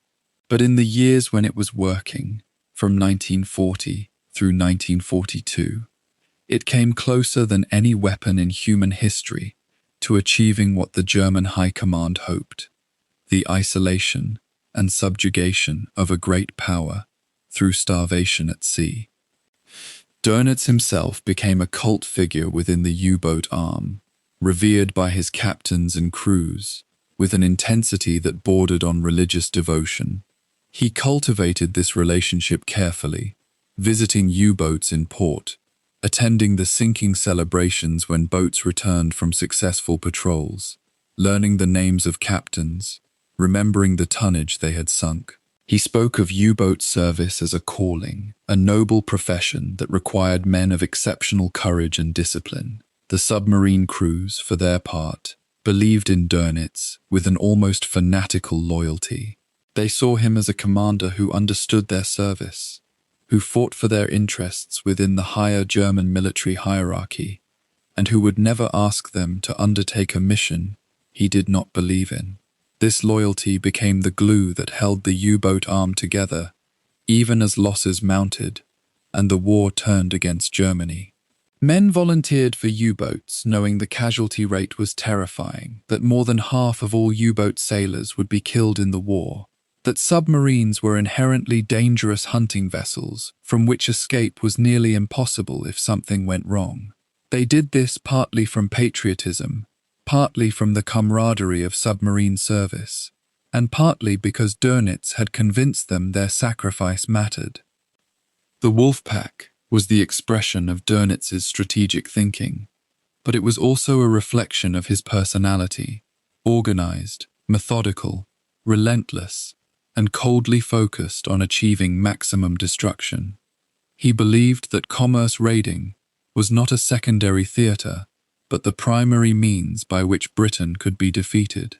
If enough ships were sunk, if the rate of merchant tonnage destroyed exceeded the rate of new construction, then Britain would run out of supplies and be forced to surrender or negotiate. This was a reasonable hypothesis, grounded in the experience of the First World War and in economic analysis of Britain's dependence on imported food and raw materials. What Dönitz did not fully account for was the capacity of Britain's shipyards to replace losses, the willingness of the British people to endure shortages, and the eventual American contribution of new vessels that would overwhelm German sinking rates. Yet from 1939 through 1942, his strategy came close to working. Britain did ration food, did experience severe shortages, did fear the convoy losses that mounted month after month. The wolf pack, for a brief window in history, was an asymmetric weapon that threatened to upset the balance of naval power without the Germans ever building a battleship equal to the British fleet. In the end, the wolf pack would be defeated, but its legacy would endure: the idea that multiple submarines working in concert could challenge even the mightiest naval power, and that coordination and technology could multiply the power of individual platforms beyond what simple addition might suggest. This lesson would not be lost on Cold War strategists who faced the prospect of Soviet and American submarine fleets capable of destroying civilization in a single, coordinated strike. #Chapter Narration. The morning of the 3rd of September, 1939, broke grey and unremarkable across the Atlantic. In Berlin, Adolf Hitler had just launched his invasion of Poland. In London, Neville Chamberlain had just declared war. And somewhere beneath the cold waters of the North Atlantic, Kapitänleutnant Fritz Julius Lemp stood in the conning tower of Unterseeboot 30 and gave an order that would prove, in its small way, as consequential as any high command decision made that day. He had spotted a ship on the horizon. The vessel was unescorted. The moment felt inevitable. The ship was the SS Athenia, a British passenger liner carrying more than 1,300 people, among them many women and children, bound for Canada. She was traveling alone because Britain had not yet established a convoy system, and no one imagined that a captain would dare attack a passenger vessel in the opening hours of war. Lemp did not hesitate. His torpedoes struck home. The Athenia sank within hours, and 117 people, including at least 7 American citizens, perished in the cold water. The sinking of the Athenia sent shockwaves across the Atlantic world. It was a repetition of the very brutality that had cost Germany so dearly in the previous conflict. The U-boat, that machine which many nations had hoped might be constrained by civilization and law, had instead demonstrated that it answered to neither. And yet, for Germany, the Athenia represented not a moral crisis, but an operational opportunity. Karl Dönitz, the architect of Germany's U-boat fleet, saw in the opening weeks of war a window of vulnerability that might never appear again. The situation in September 1939 seemed almost custom-made for submarine warfare. Britain was historically dependent on merchant shipping to feed its population and supply its war machine. The island nation required roughly 50 million tons of cargo annually to sustain itself. Most of that cargo came from across the oceans, transported in vulnerable merchant ships that were slow, numerous, and almost entirely undefended. Germany, locked in continental warfare, could not hope to build a navy capable of challenging Britain's battleships and cruisers in open ocean. But Germany possessed something far more useful in that moment: the U-boat fleet that Dönitz had been building in secret since 1935, in direct violation of the naval treaties that had supposedly constrained Germany's rearmament. When war began, Dönitz commanded approximately 57 operational submarines. It was a modest force, not nearly the 300 that his strategic plans had envisioned, but it was enough to begin the strangulation of Britain's trade, and the British were astonishingly unprepared to resist him. The early months of the war unfolded like a one-sided contest. German U-boats ranged across the western approaches to Britain, the shallow waters where merchant traffic converged. They found ships sailing in loose formation, entirely unescorted, their crews unaware that war had been declared beyond their immediate horizon. The tonnage sunk, climbed steadily through the autumn and winter. In September 1939, German submarines sank 63,000 tons of British and neutral shipping. In October, the figure rose to 163,000 tons. In November, it reached 176,000 tons. These numbers were not merely statistics. Each vessel that went down represented months of construction effort, precious cargo lost, and in many cases, the lives of the merchant sailors who crewed them. The British Merchant Marine, that vast collection of privately owned ships that had built the British Empire, was beginning to bleed out before the Royal Navy could organize itself to provide adequate protection. The early German U-boat commanders operated with an almost arrogant confidence. They could surface near a merchant vessel, fire a warning shot, and watch the crew abandon ship before sending the vessel to the bottom with a final torpedo. These were not the frenzied attacks born of desperation that would characterize later phases of the war. They were the calculated operations of hunters who found themselves, for the moment, facing prey that could not adequately defend itself. The British response, in those opening months, was fumbling and inadequate.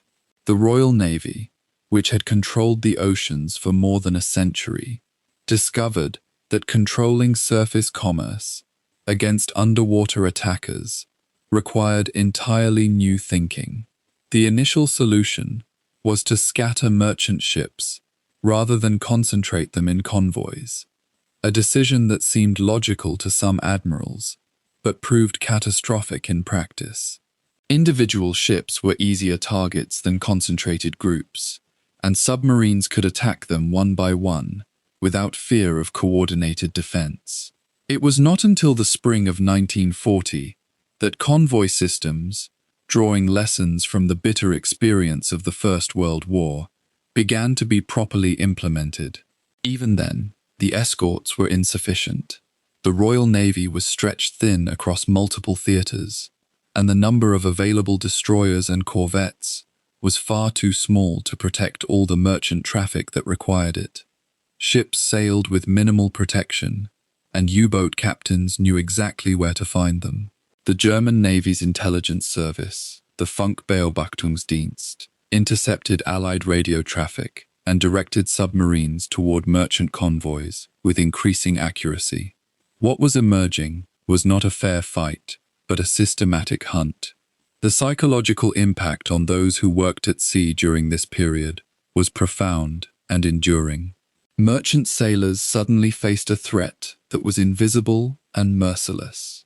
A U-boat attack came without warning and without the possibility of meaningful defense. The ships they crewed were not military vessels with weapons and trained gun crews. They were merchant ships, filled with cargo and carrying a small crew of civilians who had signed aboard for regular wages, not war. The U-boats preyed on this vulnerability.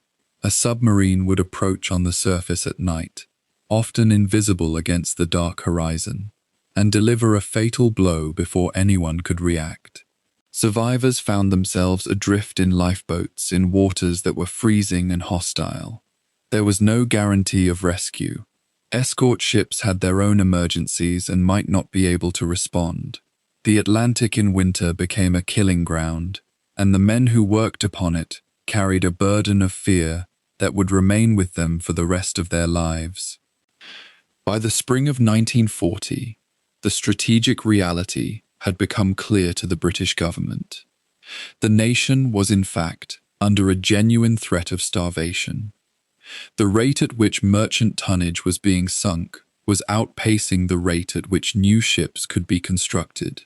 The deficit was becoming unsustainable. Britain's resources, which had been formidable enough to sustain a global empire in peacetime, were proving barely adequate to supply a nation defending itself while isolated from continental allies. The loss of France in June 1940 made the situation catastrophically worse. With French ports now under German control, U-boats could operate from bases far closer to British waters than before. They could operate longer, travel greater distances, and stage multiple attacks within a single patrol. The western approaches, which had been merely dangerous, became nearly suicidal for merchant shipping.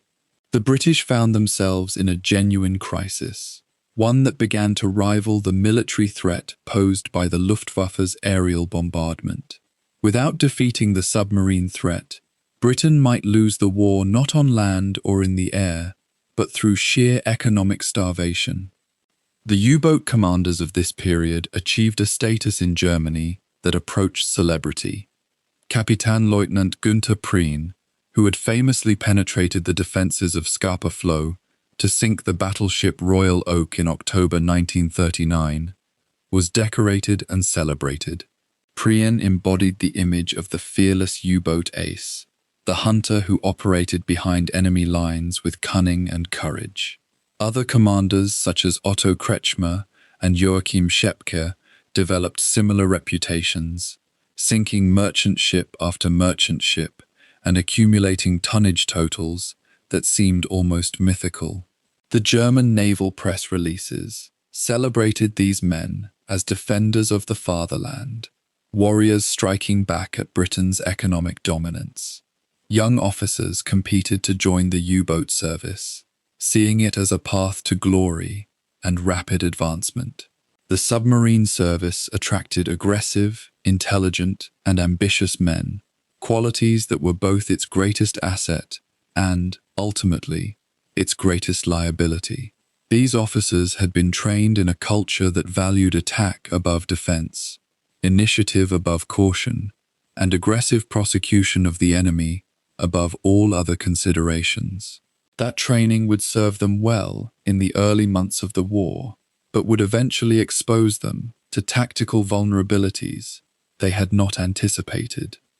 The tactical situation that emerged was not the result of careful strategic planning, but rather the product of circumstances and technological limitations. Dönitz had envisioned what he called the wolf pack tactic, in which multiple submarines would be coordinated against convoys, attacking simultaneously to overwhelm the escorts and maximize destruction. But in 1939 and early 1940, the U-boats still operated largely as individual hunters. Radio communications were unreliable. Tactical coordination over distance was primitive. Dönitz's vision of networked submarines communicating with shore headquarters and with each other remained a theoretical ideal rather than a practical reality. Instead, U-boat commanders operated with relatively little guidance, following standing orders to seek and destroy merchant shipping while attempting to avoid British naval vessels and aircraft. The lack of coordination did not diminish their effectiveness in this period, because the opposition was so weak. A single U-boat could accomplish far more against scattered, unescorted merchant ships than against concentrated and defended convoys. The wolf pack would come later, once British organisation forced German submarines to adapt their tactics, and British technological advances forced them to operate deeper and faster. What was happening in the Atlantic during 1939 and 1940 was nothing less than the emergence of a new form of maritime warfare. The battleship, which had dominated naval strategy for decades, suddenly seemed less relevant. The submarine, relegated to a supporting role in pre-war naval doctrine, had revealed itself as a genuinely revolutionary weapon. A single submarine, crewed by fewer than 50 men, could destroy merchant vessels carrying thousands of tons of cargo and scores of human lives. The economic calculus was overwhelmingly in Germany's favor. A U-boat cost roughly 1 million Reichsmarks and a few years to construct. The merchant ships it sank cost far more and carried far greater value in cargo. From Germany's perspective, the mathematics of submarine commerce raiding were almost too good to be true. Germany had stumbled upon a tactic that attacked Britain's fundamental economic vulnerability without requiring the kind of surface fleet that Germany could never hope to build. The realization spread through German military circles with the force of revelation. Here, finally, was a weapon that could strike a genuine blow against the island nation that had eluded Germany's strategic reach for so long. Yet there existed within the British government, and particularly within the Royal Navy, a deep confidence that this problem would eventually be solved. The British had faced the submarine threat before, during the previous conflict, and they had ultimately defeated it through the systematic application of convoy organization, escort vessels, and eventually, effective anti-submarine weapons. The new crisis seemed merely a repetition of the old problem, one that British science, organization, and determination would solve. What the British did not yet fully appreciate was that the submarines they now faced were faster, had longer range, and represented a more formidable challenge than anything they had encountered in 1915 or 1916. The war with which the British were familiar had been an industrial war of grinding attrition.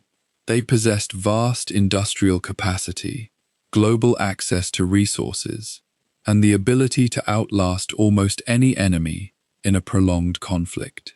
The submarine war seemed, in this context, merely another form of the same struggle. This confidence, while ultimately justified in the long term, nearly cost Britain the war in the short term. The tonnage war, as it came to be known, had assumed a central importance in German strategic thinking by the spring of 1940. The success of the U-boat arm seemed to offer what conventional military operations could not: a means of bringing Britain to its knees without invading it, without defeating its army or its air force, simply through systematic starvation of its trade and supplies. Dönitz pressed for increased U-boat construction with almost fanatical intensity.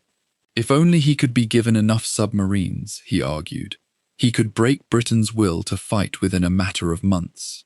The German government, struggling to balance military needs across multiple fronts and theatres, could never quite provide the industrial capacity that Dönitz demanded. But the early successes seemed to validate his thesis. Month after month, the tonnage climbed. Month after month, British merchant losses exceeded British construction capacity. It seemed as though the mathematics of submarine warfare would inevitably lead to a British collapse. What neither Dönitz nor his superiors understood was how close they actually came to success, and how fragile the British position truly was. The real crisis would come in 1942 and 1943, when the tonnage war would reach its peak, and when the question of whether Britain could endure would hang in a genuine balance. In the autumn of 1940, the Atlantic seemed to belong entirely to Germany. For months, U-boat commanders had enjoyed what they called the happy time, a period of near-total dominance in which merchant ships burned and sank with monotonous regularity. Convoys moved like wounded animals across the ocean, slow and vulnerable, their escorts too few and their defences inadequate against coordinated wolf-pack attacks. British losses mounted with each passing week, and in London, the naval war rooms fell into a state of grim acceptance. The mathematics were brutal and unforgiving. At the rate U-boats were sinking merchant tonnage, Britain's ability to wage war would collapse within months, strangled not by invasion, but by the slow starvation of its supply lines. The German Admiralty, under Karl Dönitz, believed they had already won the Atlantic campaign. They simply needed to maintain pressure until the British economy fractured under the weight of accumulated losses. Yet beneath the surface of this German confidence, something was changing. The British, wounded and desperate, were beginning to fight back with intelligence and innovation rather than raw military might. They had learned a fundamental truth about submarine warfare. You cannot simply match your enemy's tactics and hope to prevail. You must understand his mind, anticipate his movements, and turn his own methods against him. This chapter is the story of how the Allies began that process of transformation, how they took what appeared to be a losing war and started to turn its trajectory, not through a single dramatic moment, but through the accumulation of small advantages and hard-won knowledge. The first and most critical advantage came from an unexpected source. In the spring of 1940, a British naval trawler intercepted a German vessel off the coast of Norway. The vessel, the München, was being towed to capture, and in the chaos of battle, the German crew abandoned ship without destroying the ship's cipher machine, a device called Enigma. This capture was initially kept so secret that even senior Allied commanders did not know its full significance. The Enigma machine was not a simple code, but a mechanical encryption system of nearly incomprehensible complexity. Each day, German operators were issued new rotor settings that changed how the machine scrambled messages. Without knowing those settings, breaking Enigma seemed impossible, a mathematical problem that would require analyzing millions of possible combinations. Yet inside a country estate called Bletchley Park, north of London, a group of mathematicians, logicians, and cryptanalysts had already begun work on the Enigma problem. They were led by Alan Turing, a brilliant theoretical mathematician whose work in machine logic would later pioneer the field of computer science. The capture of the Enigma machine and its rotors gave Bletchley Park the physical key they needed to unlock the German naval cipher. Throughout 1940 and into 1941, teams of codebreakers worked in shifts, using the captured machine and early mechanical computing devices called bombs to crack the daily Enigma settings. When they succeeded, which became increasingly frequent, they gained access to the actual operational messages between German U-boats and their command headquarters. This intelligence advantage was so profound that it barely needs explanation, yet its true significance lay not in what the Allies learned, but in how they used that knowledge. Convoy routes could be adjusted to avoid known U-boat positions. Escort vessels could be concentrated where wolf packs were gathering. Sinkings dropped, not because British ships were suddenly better defended, but because they were no longer sailing blindly into ambushes. The knowledge that came from Enigma decryption was strictly compartmentalized and classified at the highest level. German U-boat commanders never understood why convoys began to elude them with such consistency, why their intelligence reports about merchant ship movements seemed outdated, why their carefully planned attacks against reported shipping positions found empty ocean. But intelligence alone does not win wars, and the Allies were equally determined to defeat the U-boat threat through technological innovation. The British had pioneered the use of active sonar, or what they called ASDIC, as early as the 1930s. ASDIC worked by sending sound waves through the water and listening for echoes bouncing off submerged objects.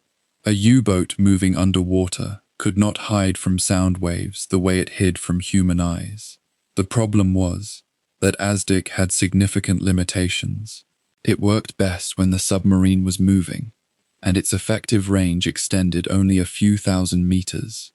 Nevertheless, as the war progressed, British escort commanders became proficient at using ASDIC to track submarines and force them to remain submerged, burning fuel and oxygen while evading attacks. Radar presented an equally promising avenue for detecting submarines. In 1940 and 1941, the British were rapidly developing radar systems that could be mounted on ships and, crucially, on aircraft. Surface radar could detect a U-boat's conning tower at night or through fog, stripping away the darkness that had always been the submarine's greatest ally.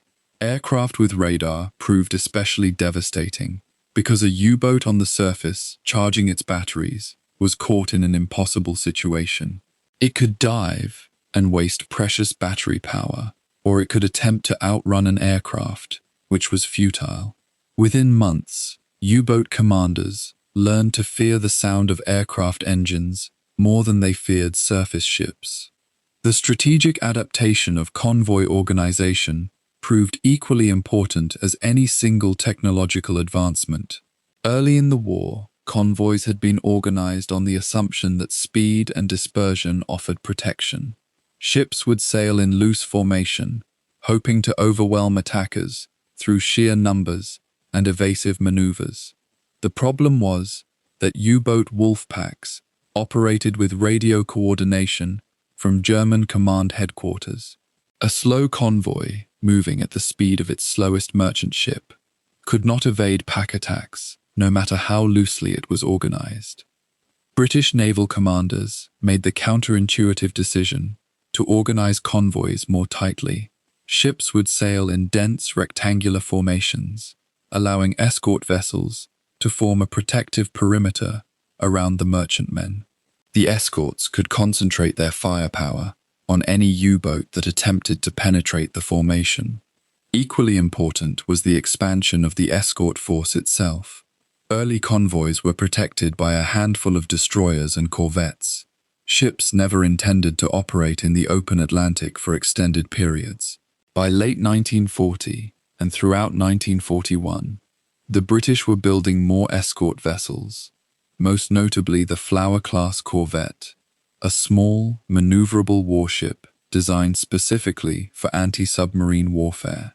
These corvettes were cramped, uncomfortable, and underpowered, but they were purpose-built for convoy escort. More critically, they gave every convoy organic defense, rather than making merchant ships dependent on chance encounter with a patrol vessel. The cumulative effect was that U-boat captains found themselves attacking convoys that were better defended, better coordinated, and harder to infiltrate than the easy targets of 1940. High-frequency direction finding, known to operators as HFDF or HFDUF, provided another crucial tool in the anti-submarine arsenal. U-boats maintained constant radio contact with German Admiralty headquarters, receiving updates on convoy positions and transmitting reports of attacks or sightings. These radio transmissions, while encrypted by Enigma, still had to traverse the Atlantic as electromagnetic waves. British direction-finding stations, distributed across Ireland, Britain, and Iceland, could triangulate the position of radio transmissions. By the end of 1941, escort commanders could detect U-boat radio signals and use that information to estimate the submarine's location. A U-boat commander that used his radio to call for support or coordinate with other submarines was essentially painting a target on himself. The human element of this technological transformation cannot be overlooked. A young officer named F.J. Walker pioneered new anti-submarine tactics through aggressive, relentless pursuit of U-boats detected by ASDIC. Walker understood that if a U-boat could be forced to remain submerged, it would either be sunk or forced to surface and attempt to escape. He developed tactics of coordinated escort vessels, working together to maintain contact and press attacks, preventing U-boats from escaping through speed or evasion. Walker became a legend in the escort service, and his tactics were studied and emulated throughout the British Navy. His ships achieved sinking records that seemed impossible, turning the escort role from passive protection into active submarine hunting. By the end of 1941, the German happy time was definitively over. Losses were no longer one-sided victories for the U-boat arm. Convoys still sank, and men still died in the cold Atlantic waters. But the trend had shifted. German U-boat losses began to rise, and experienced commanders were lost to British countermeasures at a rate that became increasingly difficult to replace.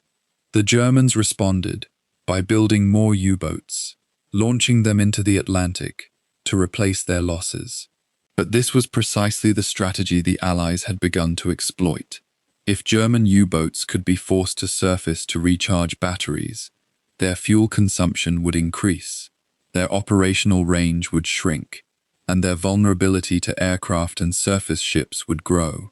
The invisible submarine war had become a war of intelligence, technology, and organizational skill, a contest that would ultimately favor the side with superior manufacturing capacity and the ability to break enemy codes. The turning tide in 1940 and 1941 would prove to be only the beginning of a much longer struggle. Dönitz would adapt his tactics, developing new procedures to avoid detection and maximize the effectiveness of his shrinking U-boat fleet.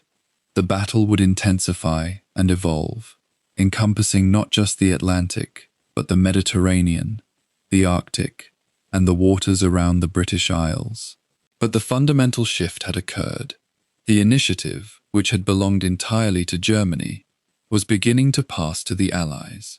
The ocean had stopped being a highway for German submarines and had begun to become a contested zone where knowledge, technology, and determination could make the difference between sinking and survival, between victory and defeat.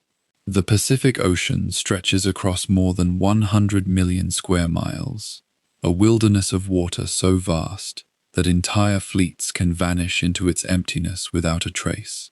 It was into this immensity that the United States Navy deployed its submarine force in December 1941, following the attack on Pearl Harbor.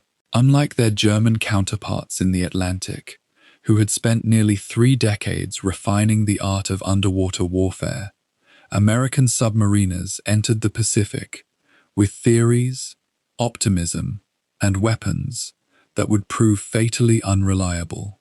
The challenges they faced were not merely tactical or strategic, but mechanical and doctrinal, rooted in peacetime thinking and engineering assumptions that combat would violently expose.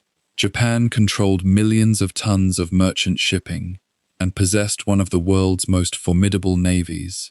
Yet American submarines were supposed to be the key to strangling the empire's war machine. What followed was a year of frustration, failure, and the slow, grinding realization that success required not just courage, but innovation, adaptation, and the willingness to abandon old certainties. When American submarines first entered the Pacific War, they operated under a defensive doctrine inherited from the previous decades. The prevailing naval strategy held that submarines should hunt enemy warships and provide reconnaissance for the battle fleet, supporting battleships and cruisers in conventional surface engagements. Commerce raiding, the very tactic that Germany had wielded so effectively in the Atlantic, was considered secondary or even dishonorable by the American naval establishment. This intellectual inheritance proved catastrophic. While Japanese merchant ships steamed across the Pacific, carrying iron ore from Malaya, oil from the Dutch East Indies, and rubber from Indonesia, American submarines missed opportunities by focusing on naval targets that were fewer, faster, and more heavily defended. The strategic blindness was compounded by a more immediate and devastating problem: the Mark 14 torpedo. The weapon upon which American submarines relied was profoundly broken. Testing in peacetime had been conducted in ways that masked the torpedo's fundamental flaws. Depth control mechanisms failed, and magnetic detonators, designed to explode near a ship's hull, instead detonated prematurely, or not at all, passing through enemy vessels without detonating. Submariners would return to port after long and dangerous patrols, reporting direct hits on enemy ships, only to discover through damage assessments that their targets had survived completely intact. The frustration was almost unimaginable. A submarine captain would maneuver his vessel into an ideal firing position, risking depth charges and enemy countermeasures, fire multiple torpedoes at a target that filled his periscope, and hear the terrible silence that followed as each weapon missed its mark or struck without effect. Naval bureaucracy compounded the agony. When captains reported problems with the Mark 14, their complaints were initially dismissed as inexperience or overclaimed damage. The torpedo's designers at Newport were convinced their weapon was sound, and shore-based admirals were reluctant to admit that American naval engineering had failed so fundamentally. One captain, after firing 19 torpedoes at a Japanese cruiser without achieving a single detonation, returned to port, where he was met with skepticism and suspicion rather than investigation. The psychological toll was immense. Men volunteered for submarine service, knowing they faced the constant risk of depth charges, minefields, and ramming attacks. They endured months of deprivation in the close quarters of a submarine hull, eating stale food, breathing air thick with diesel fumes and human sweat, working shifts without natural light. To return from such hardship, only to learn that their weapons had failed, was a betrayal that cut deeper than any enemy attack. Yet within this failure lay the seeds of American submarine victory. The very experience of these early patrols, though tactically unproductive, taught valuable lessons about Japanese defensive tactics, merchant fleet patterns, and the vulnerability of supply lines. Submariners began sharing information and developing informal doctrines that contradicted official strategy. Some captains, particularly the more aggressive and intuitive commanders, began deliberately targeting merchant vessels, recognizing that Japan's military machine depended entirely on resources transported by civilian ships. By late 1942, American naval leadership finally began to accept what combat had proven. The Mark 14 torpedo was defective, and the submarine's true strategic value lay in commerce raiding rather than fleet support. The first modification came late in the year, when the magnetic detonator was removed entirely, replaced with a simple mechanical contact fuse. This alone transformed the weapon from an unreliable curiosity into a functional instrument of destruction. Simultaneously, official doctrine began shifting toward unrestricted submarine warfare, finally embracing the strategy that Germany had pioneered nearly 3 decades earlier. American submarines were now free to hunt Japanese merchant shipping without constraint, to strangle the sinews of the empire rather than pursue the phantom of naval engagement. The transformation accelerated through 1943 as American submarine crews gained experience and their weapons became reliable. The Pacific Ocean, for all its vastness, began to contract in the minds of Japanese planners as submarines appeared with increasing frequency along established shipping routes. Tanker convoys that had steamed through waters previously considered safe began encountering American submarines with terrifying regularity. Japanese merchant mariners, who had grown accustomed to regarding submarines as a theoretical threat, suddenly faced the reality of sinking vessels and drowning companions. The Americans, for their part, organized their submarine force into coordinated wolf packs, modeled on German tactics, but adapted to the particular conditions of the Pacific. Rather than the narrow, crowded waters of the North Atlantic, American wolf packs operated across vast ocean expanses where visual coordination between submarines was often impossible, requiring instead radio communication and careful choreography by shore-based commanders. The tactic proved devastatingly effective. A single submarine might locate a convoy, then maintain contact while reporting its position and course to other submarines in the area.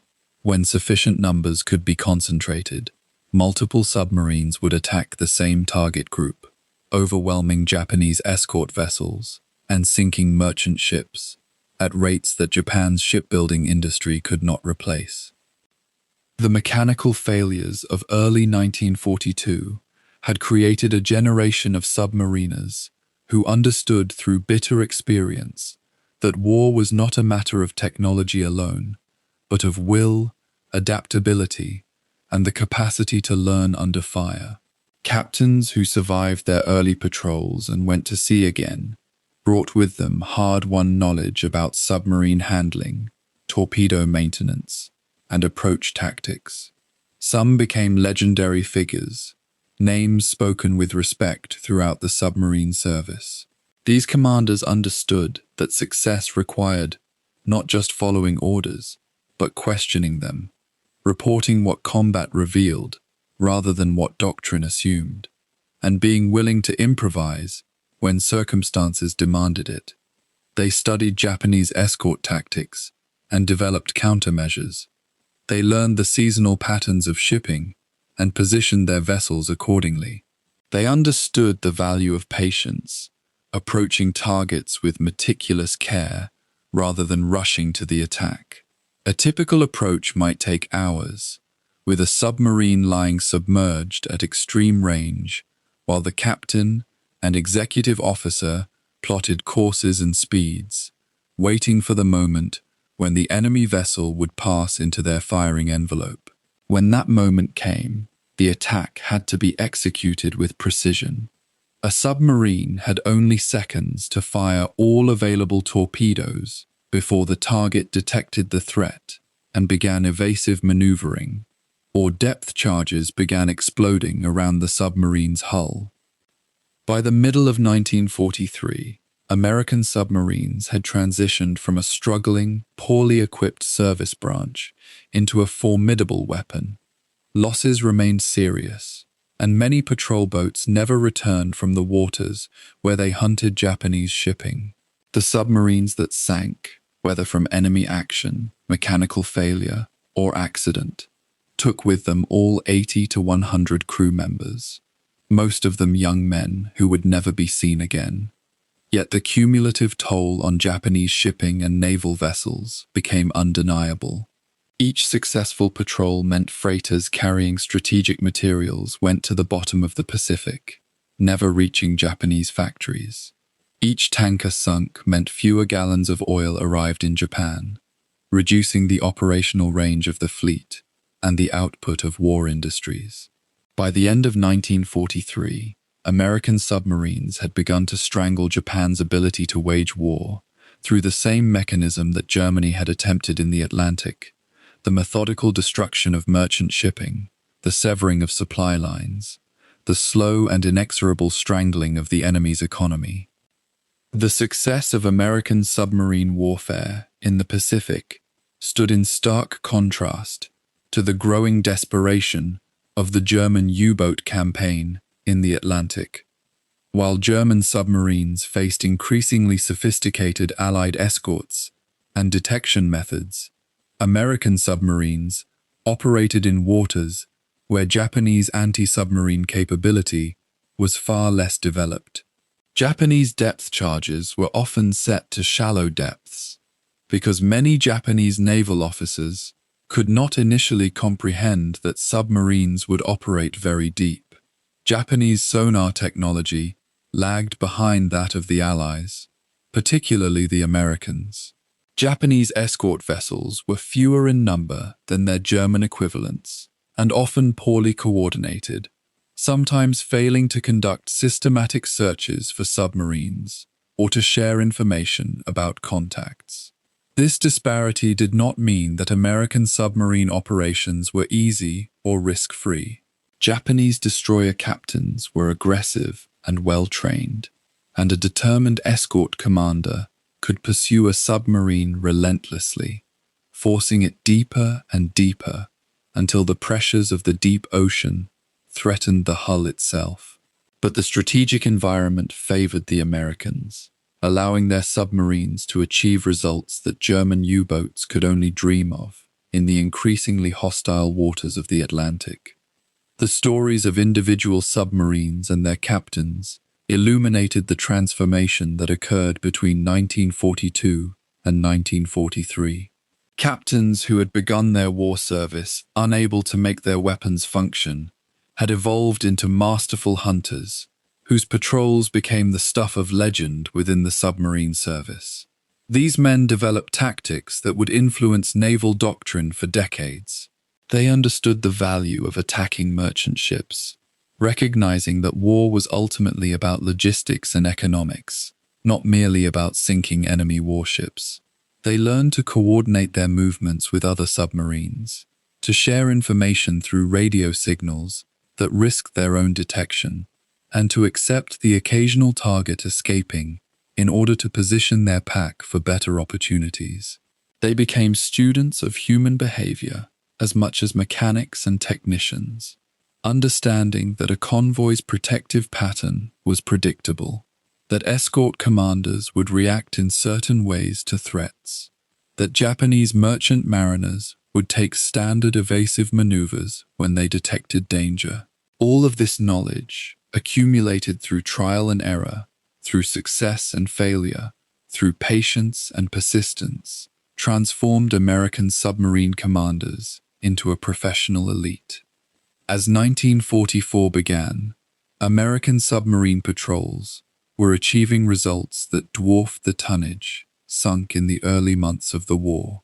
The monthly loss rate of Japanese merchant shipping climbed steadily, reaching levels that Japan's shipyards, already straining under the demands of naval construction and aircraft production, could not replace. Japanese convoy routes that had once been merely dangerous became nearly suicidal, as merchant mariners knew that their chances of arriving at their destination were declining with each month. The strategic impact cascaded through every level of Japanese military and industrial effort. Tank factories reduced production because not enough steel was arriving from occupied territories. Aircraft production declined because supplies of aluminum dwindled. The Navy could not operate at full strength because tanker losses meant insufficient fuel for fleet exercises or major operations. American submarines, the very weapon that had struggled so painfully through the opening months of the war, had become the scourge of the Japanese Empire, more effective at strangling its economy than any other single American weapon system, except perhaps the B-29 bomber, which would not appear in large numbers until late in the war. The transformation from failure to triumph in American submarine warfare tells a deeper story about how nations wage war, and how technology, no matter how impressive on paper, must be tested and refined through the crucible of actual combat. The early failures of the Mark 14 torpedo were not merely mechanical problems, but symptoms of an entire system of naval procurement and doctrine that had been untested by actual warfare. It took the willingness of combat commanders to voice their grievances, the courage to persist despite repeated failure, and ultimately, the humility to acknowledge that pre-war assumptions had been wrong. Once this intellectual shift occurred, once American naval leadership accepted that commerce raiding was not dishonorable but devastatingly effective, and once the torpedo design was finally corrected, the American submarine force began to reach its full potential. By the end of 1943, the United States possessed not merely submarines, but an entire undersea strategy, a cadre of experienced commanders, and a proven track record of success. The Pacific War still had more than a year and a half remaining, but the outcome in terms of submarine warfare was already becoming clear. Japan would slowly be strangled by the destruction of its merchant fleet, its military power steadily declining as supplies failed to arrive, its navy increasingly immobilized by lack of fuel. The silent hunters beneath the Pacific waves had found their prey, and they would not release it. By the beginning of 1943, the American submarine force had learned hard lessons from its first year and a half of combat in the Pacific. The faulty Mark 14 torpedoes that had plagued early operations had been partially corrected, though imperfections would continue to frustrate captains throughout the war. More critically, American Naval Command had begun to understand that submarines were not adjuncts to fleet operations, but rather the cutting edge of a new kind of maritime warfare. The Japanese, having conquered vast territories across Southeast Asia and the Pacific, depended on a fragile supply line that stretched across thousands of miles of open ocean. This was the artery that American submarines would learn to sever, one merchant ship at a time, one tanker full of irreplaceable resources at a time. The undersea campaign that unfolded over the next 2 years would prove as decisive to Japan's defeat as any surface battle or land campaign. The Pacific Ocean, vast and merciless, became an arena where invisible hunters stalked their prey beneath the waves, and the outcome of those hunts would gradually strangle Japan's ability to continue the war. The scale of this underwater offensive was unprecedented in human history. American submarines, operating from bases in Australia, Hawaii, and eventually from advanced positions closer to enemy territory, began conducting patrols that lasted weeks or even months. Captains and their crews faced not only the enemy, but also the psychological weight of isolation in steel hulls, the constant danger of depth charges and ramming attacks, and the moral complexity of deciding which ships to sink and which to spare. The Japanese merchant marine, which had been massive before the war, possessed no adequate defense against submarines in the early and middle years of the conflict. Convoy systems were poorly organized, destroyer escorts were scarce, and the Japanese Navy was forced to prioritize the protection of warships and major transport vessels over the thousands of smaller cargo ships that kept the Empire's war machine supplied. The American submarine captains recognized this vulnerability and began to exploit it with ruthless efficiency.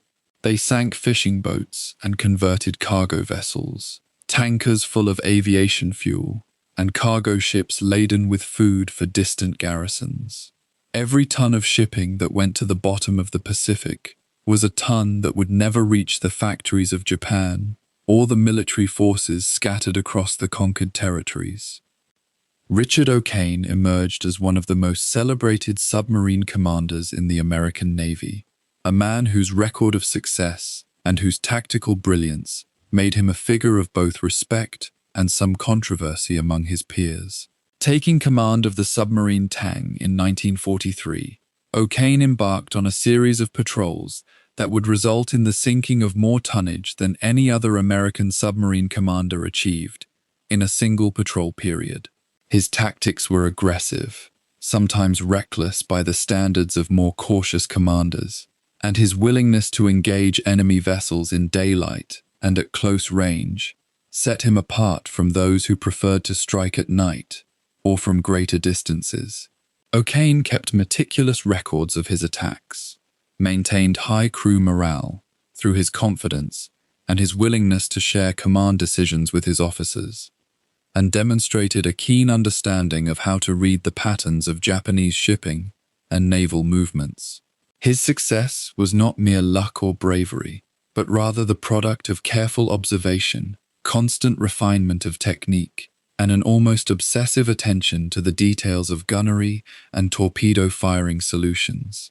O'Kane's patrols in 1944 were particularly devastating, and by the end of the year, he had become a national hero, though his greatest successes and his final patrol would not come until 1945.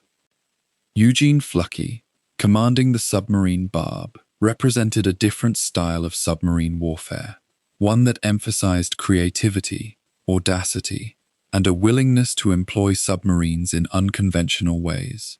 Fluckey's patrols were characterized by innovative tactics and a willingness to take calculated risks that other captains might have deemed excessive. In one remarkable instance, Fluckey took his submarine into the Sea of Japan, an area that many commanders believed was too dangerous for deep-diving submarines to penetrate, and conducted a highly successful patrol against Japanese shipping that had previously felt relatively safe in those waters.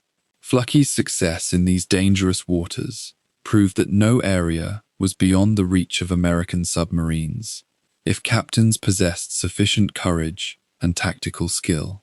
His patrols in 1944 and 1945 demonstrated that the submarine force had evolved from a force learning its trade into a highly proficient military organization, capable of operating in some of the most dangerous waters in the Pacific.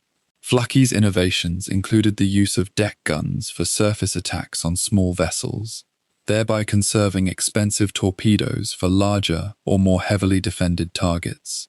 His willingness to engage in gun battles on the surface, although dangerous, sometimes proved more economical than expending a torpedo worth thousands of dollars on a small freighter or fishing vessel. The cumulative effect of American submarine operations on Japan's merchant marine was devastating and measurable in precise numbers that grew more stark with each passing month. In 1943 alone, American submarines sank more than 1 million tons of Japanese merchant shipping, a figure that shocked Japanese naval planners and military strategists. The following year, 1944, saw that tonnage nearly double as more submarines deployed, as captains gained experience, and as tactical coordination among submarine flotillas improved. Japanese shipyards, working at maximum capacity throughout the war, could not build replacement vessels at a rate sufficient to compensate for losses. The merchant fleet that had numbered more than 5 million tons at the start of the war was being consumed faster than it could be replenished, and the gap between losses and production would only widen as the war progressed into 1945. The oil tankers that were sunk proved particularly critical, as Japan depended on oil from the Netherlands East Indies to fuel its navy, its air force, and its factories. The loss of tankers meant that less fuel reached Japan, that naval vessels spent more time in port because their fuel stocks were insufficient to sustain constant operations, and that industrial production began to stagnate as power generation became unreliable. Beyond the merchant marine, American submarines conducted an increasingly sophisticated campaign against Japanese naval vessels, supplementing the surface battles and air battles that American forces were simultaneously waging in the Pacific. Submarines sank or damaged numerous cruisers, destroyers, and eventually, in one of the most celebrated attacks of the war, the aircraft carrier Shokaku in 1943.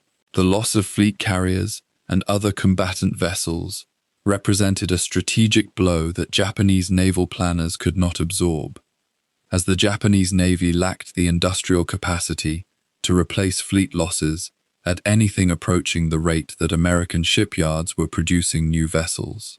The psychological impact on Japanese sailors and naval commanders of operating in an ocean where invisible enemies lurked beneath the surface was profound and persistent. Japanese warships had to maintain heightened vigilance constantly, and the threat of submarine attack constrained tactical options and forced commanders to make defensive decisions that ultimately favored American strategic interests. The Japanese Navy, which had begun the war with a formidable arsenal of modern warships and highly trained personnel, found itself increasingly relegated to defensive operations and reluctant to risk major capital ships in offensive maneuvers, where submarines might be waiting.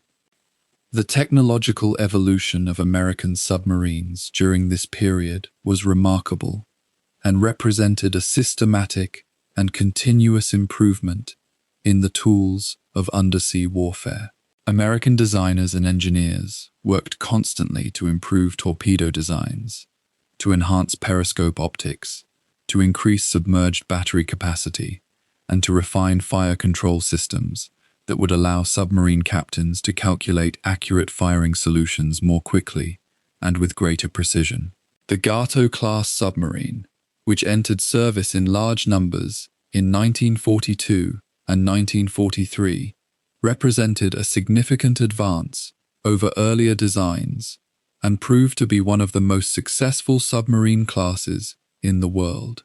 These submarines possessed better speed, greater depth capability, larger torpedo capacity, and more sophisticated electrical and mechanical systems than their predecessors. American submarines were also equipped with increasingly effective sonar and detection equipment that allowed captains to identify enemy vessels at greater distances and to navigate underwater with improved awareness of their surroundings. These technological improvements, combined with the increasing tactical competence of American submarine captains and crews, created a formidable undersea force that the Japanese Navy found it increasingly difficult to counter or evade. The human cost of American submarine operations in 1943 and 1944 while far lower than the losses suffered by German U-boats in the Atlantic, was nonetheless significant and sobering. Approximately 52 American submarines were lost during the course of the entire Pacific War, representing the death or capture of approximately 3,500 men from submarine crews. These losses were concentrated unevenly across the 4-year period, with some years seeing heavy casualties and others seeing fewer losses, as American command gained experience in managing submarine operations, and as Japanese anti-submarine warfare capabilities proved to be inadequate. The men who served on American submarines understood the risks they faced, yet they volunteered for this service and maintained high morale, despite the evident dangers. Submarine crews were selected and trained carefully, given some of the best equipment available to the American Navy, and were generally commanded by officers who had been selected through rigorous screening processes. The brotherhood among submarine crews was profound, as men living in close quarters for weeks at a time developed bonds of mutual dependence and trust that sustained them through the ordeals they endured. The Japanese response to the growing submarine threat was confused and generally inadequate, hampered by organizational problems within the Japanese Navy and by the fact that anti-submarine warfare had received lower priority than the search for decisive fleet battles fought on the surface. Japanese anti-submarine escorts and patrol vessels were few in number and often poorly equipped with the sonar, radar, and other detection equipment that would have allowed them to track and attack American submarines effectively. Japanese depth charge designs were inferior to those used by American and British forces, and the doctrinal approaches to anti-submarine warfare that the Japanese Navy employed were often ineffective.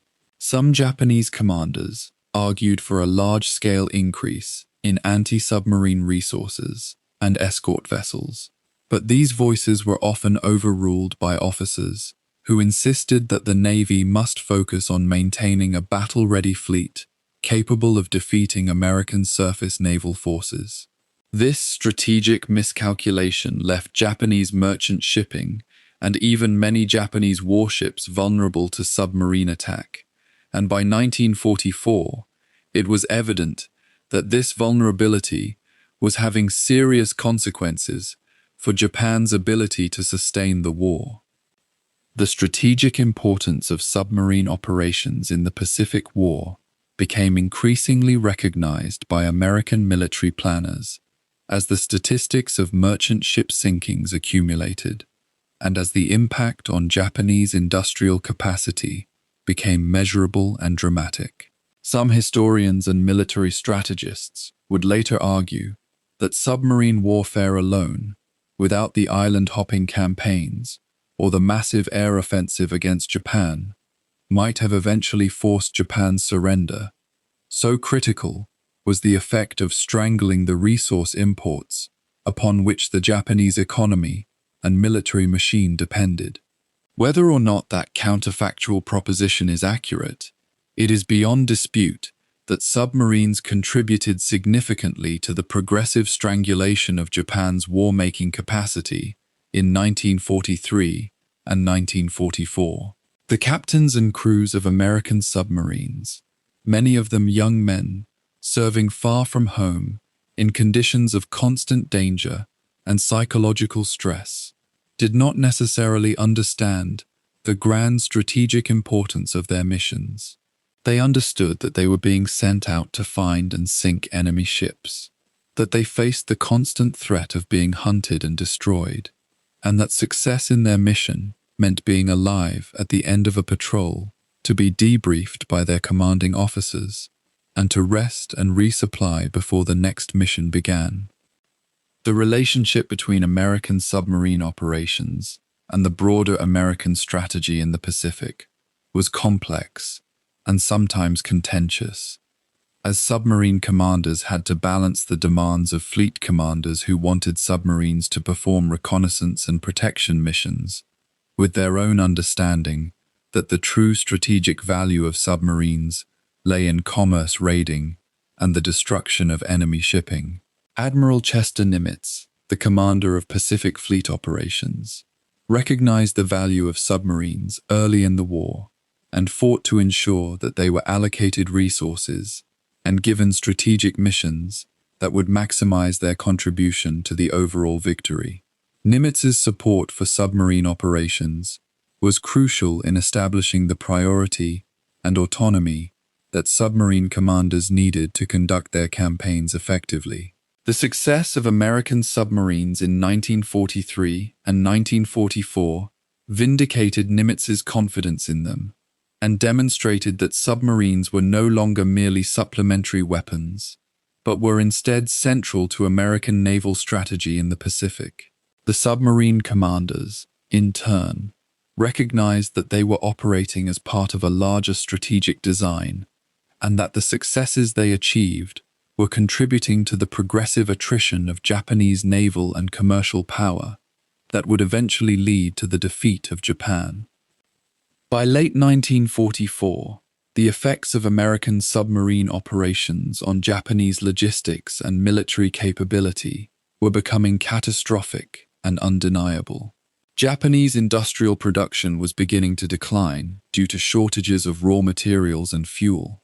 Japanese naval operations were becoming increasingly constrained by fuel shortages, and Japanese garrisons scattered across the Pacific were becoming increasingly isolated as supply ships were sunk faster than they could be replaced.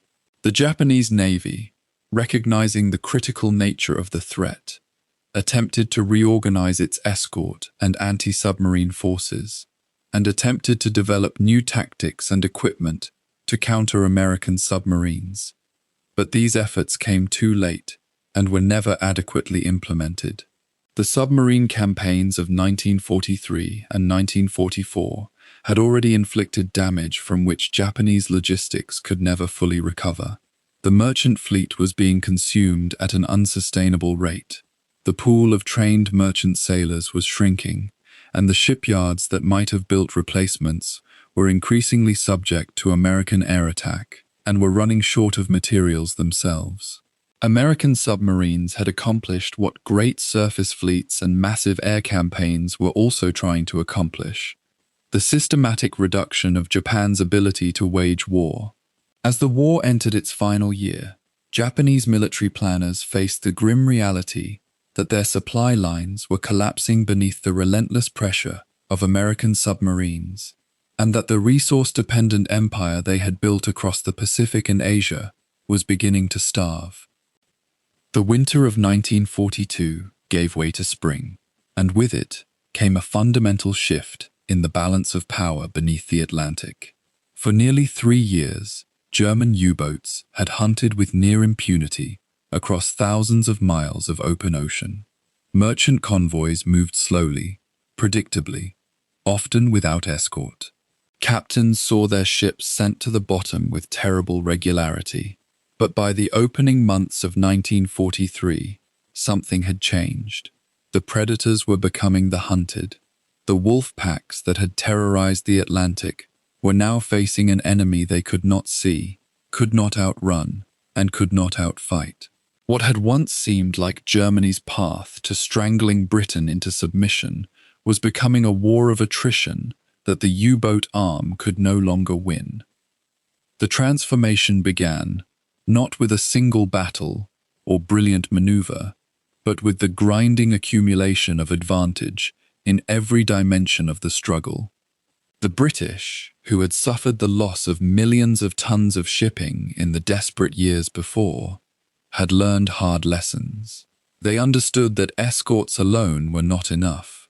Speed was not enough. A merchant convoy, no matter how fast or how well guarded, was vulnerable if it traveled alone. The answer, the Admiralty had concluded, lay in layering defense upon defense, surrounding the convoy with so many ships and aircraft that no U-boat wolfpack could penetrate the screen. By 1943, this doctrine was beginning to be realized. New escort vessels were rolling off the building ways faster than the Germans could sink them. American destroyers and corvettes, built for the Atlantic trade, were arriving in numbers that seemed almost inexhaustible. The British expanded their escort groups, assigning dedicated anti-submarine vessels to protect every significant convoy. Each ship was equipped with depth charges, the crude but devastatingly effective barrels of explosive that could be rolled off a stern or launched from a catapult. A U-boat forced to dive to avoid air attack became a slow target beneath the waves, perfect prey for these mechanical hunters. But ships alone could not turn the tide. The real advantage lay in the sky. In 1942, the North Atlantic had been a gap, a vast dark space where German submarines could operate nearly unmolested. Patrol aircraft from Iceland or Scotland could not fly far enough to close the gap. American planes from Newfoundland lacked the range, but by early 1943, longer-range aircraft were beginning to fill that void. The consolidated B-24 Liberator, a heavy bomber converted to maritime patrol, could fly from bases in Northern Ireland or Newfoundland and stay over distant convoys for hours. The short Sunderland flying boat, another long-range weapon, brought similar capability to the Atlantic. These aircraft were not especially agile or fast, but they did not need to be. A U-boat forced to the surface by a patrol plane was doomed. The Liberator would attack with cannon fire and bombs. A U-boat caught on the surface, with its conning tower exposed and its hull vulnerable, could be sunk in minutes. The German crews learned to fear the sight of a patrol aircraft more than any naval escort. They learned to keep to deep water, to move at night, to surrender the initiative to the Allies. The weapon that truly transformed the Atlantic campaign, however, was one the Germans could not see and could not defeat. In the years before 1943, the British had captured an intact Enigma machine from a German weather ship. The cipher had been broken through the extraordinary work of cryptanalysts at Bletchley Park. British intelligence officers could now read the radio messages sent to and from German U-boats with a delay of only hours. When a wolf pack was ordered to concentrate on a convoy, the British knew it within hours. When U-boats were instructed to move to new hunting grounds, the Admiralty learned of it before the submarines arrived. This intelligence advantage was not absolute.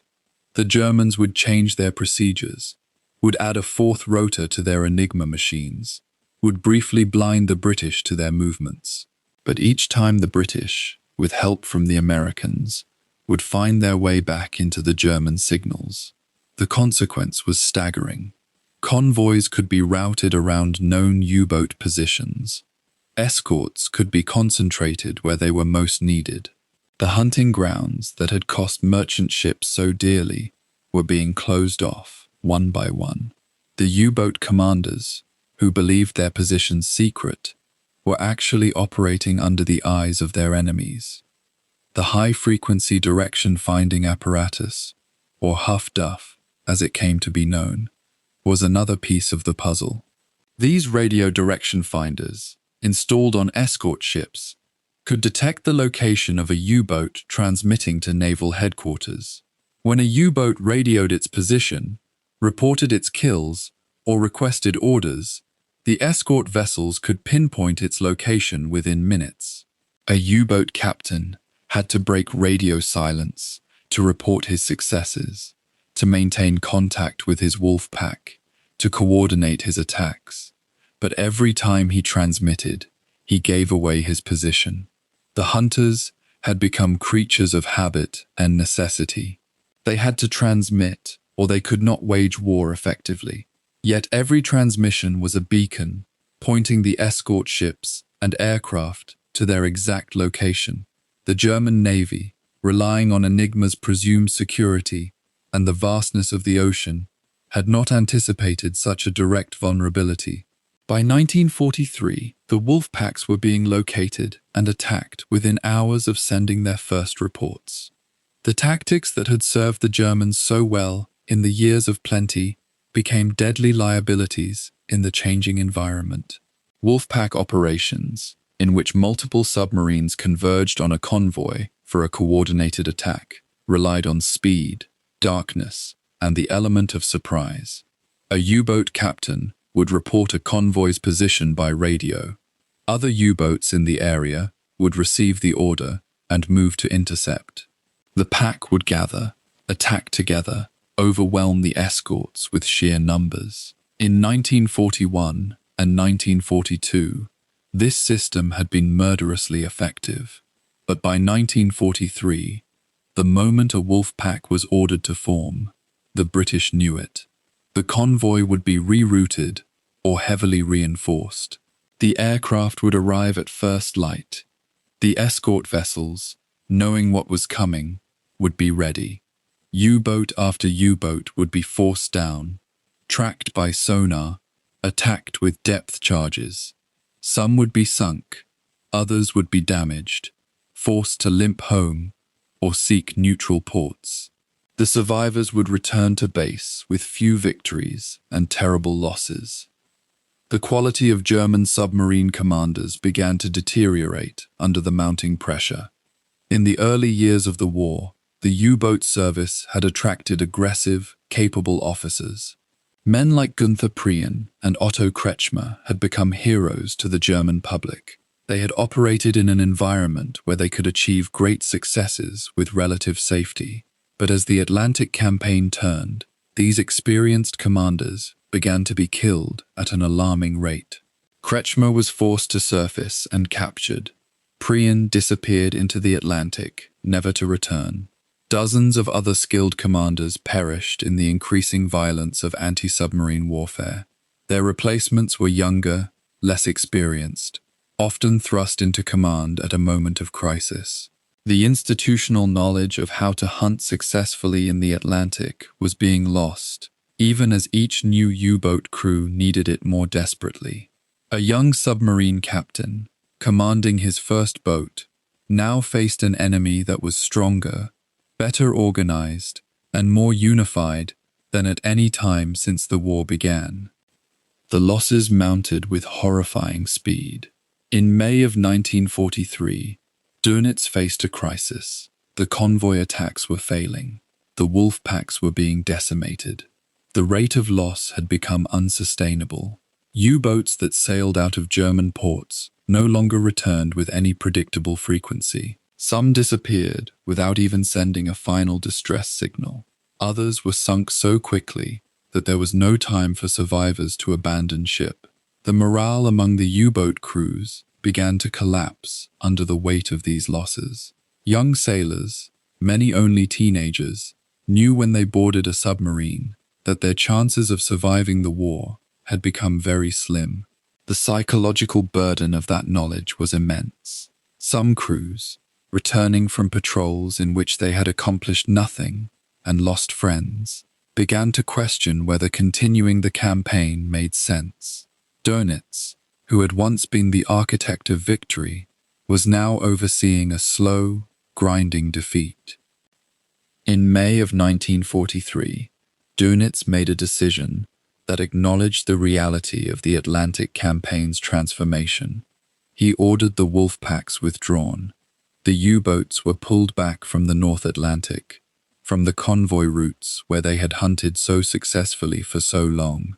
Some would be sent to patrol in other waters, perhaps farther south, perhaps toward the Mediterranean. Others would return to Germany for refitting and redesign. The great campaign of commerce raiding that had nearly brought Britain to its knees was being abandoned. Dönitz did not make this decision easily. He understood it represented an admission of failure, but he also understood the mathematics of submarine warfare. If U-boats were being sunk faster than they could be built and crewed, then continuing the campaign was simply prolonging the agony. The wolf packs that had dominated the Atlantic in 1940 and 1941 and 1942 were no longer viable weapons. They had become death traps for the men who crewed them. The reasons for this catastrophic reversal were not mysterious. They lay in the patient accumulation of advantage by the Allies. Better escort ships meant that merchant convoys were protected by vessels that could keep up with them, stay with them, and fight effectively against submarines. Longer-range aircraft meant that the gap in the middle of the Atlantic, the zone where submarines had once been safe, was closing. The use of Enigma decrypts and radio direction finding meant that every advantage the U-boats once possessed, surprise, knowledge of the convoy's location, freedom of movement, was being stripped away. The Allies were not fighting submarines with equal weapons and equal intelligence. They were fighting them with overwhelming advantages in almost every dimension. Under such circumstances, the wonder is not that the U-boat arm was failing, but that it had taken so long for the Allies to assemble such advantages. The human cost of this transformation was appalling. U-boat crews were among the most casualty-heavy groups in any military during the Second World War. Many submarines went down with all hands. Survivors in the water faced the cold Atlantic, exhaustion, and the prospect that no rescue would come. Those who were rescued by escort vessels might spend the rest of the war in prisoner-of-war camps. For families in Germany, the silence that followed a U-boat's disappearance was a particular kind of torment. There was no battlefield on which to mourn, no grave on which to lay flowers. The submarines simply vanished into the Atlantic, taking their secrets and their crews with them. The wives and mothers and children of submarine sailors carried a particular burden of uncertainty and grief that civilians and land-based soldiers did not. By the end of 1943, the Atlantic had become a different ocean than it had been for the previous 3 years. The merchant ships still sailed in convoys, still faced danger, still saw U-boats on rare occasions, but the grinding, systematic campaign of destruction that had characterized the earlier years was over. Germany's attempt to strangle Britain through undersea commerce raiding had failed. The cost had been enormous on both sides, but in the reckoning that mattered, the ability of submarines to sink merchant ships faster than new ones could be built, the Allies had won decisively. Dönitz would continue to fight the war beneath the waves for the remainder of the conflict, deploying submarines on desperate missions and seeking technological solutions to the problem of Allied superiority. But the U-boat war in the Atlantic, the greatest submarine campaign the world had ever seen, had ended in the spring of 1943. What remained was only the aftermath, the accounting of losses, and the knowledge that the age of the submarine as an invulnerable weapon was finished. By 1943, the German U-boat arm faced a crisis that no amount of courage or determination could overcome. The losses mounted with relentless arithmetic. Each month, more experienced commanders died beneath the waves or never returned from patrol. The wolf-pack tactics that had once terrorized convoys across the Atlantic now drew the U-boats into prepared defenses, where British escorts and American destroyers waited with sonar and radar capabilities the Germans could barely comprehend. Karl Dönitz understood the mathematics as well as any man alive. He had built the U-boat fleet into Germany's most effective weapon, yet that same fleet was being systematically dismantled by an enemy that refused to fight on the Germans' terms. The supply lines that once seemed invincible now flickered like candles in the wind. German industry, hammered by relentless Allied bombing, could no longer produce submarines faster than they were destroyed. In the spring of 1943, Dönitz made a decision that would reshape the final years of the submarine war. He authorized his engineers to pursue radical innovations, technologies that might restore to the U-boat the advantage it had lost. What followed was a desperate race against time, a struggle not for victory, but for relevance itself. The snorkel represented the first of these innovations, and its conception was born from a simple but profound problem. Modern submarines could only recharge their batteries while surfaced, drawing diesel engine exhaust into the boat and poisoning the crew. An enemy that could see them surfacing could kill them with ease. German engineers studied the problem and arrived at an elegant solution. They designed a tube that extended above the waterline, allowing diesel engines to draw air from the surface, while the submarine remained submerged at periscope depth. The principle was not entirely new. Some nations had experimented with similar devices, yet the Germans refined and perfected the concept with characteristic engineering precision. The snorkel was a hollow tube fitted with valves that would close if waves washed over the opening, protecting the crew from seawater flooding into the engine room. It was, in essence, a straw that allowed the U-boat to breathe while hiding just beneath the surface. When fully developed and deployed in mid-1943, the snorkel offered German submarines an unexpected reprieve. They could move through waters they had once crossed, only at terrible risk, operating submerged during daylight hours, and recharging their batteries without surfacing into the lethal gaze of enemy aircraft. The tactical implications of the snorkel rippled through the Atlantic campaign with immediate effect. U-boats equipped with this device could traverse the Bay of Biscay, a region that had become a graveyard for German submarines trying to reach the Atlantic from their French bases. Aircraft would no longer find surface submarines silhouetted against the horizon. The snorkel changed the character of submarine operations overnight, restoring to the Germans a measure of invisibility they believed they had lost forever. Yet the snorkel was not a weapon that could win a war. It could not sink faster, fight harder, or travel farther than the submarines of previous years. It was a defensive measure, a way to survive in an increasingly hostile ocean. The Germans understood this clearly. Survival was no longer enough. They needed innovation that could transform the submarine from a creature hunted in the depths to a hunter that could strike with overwhelming force. This understanding drove German engineers toward more ambitious projects, designs that would require not months to develop, but years to perfect.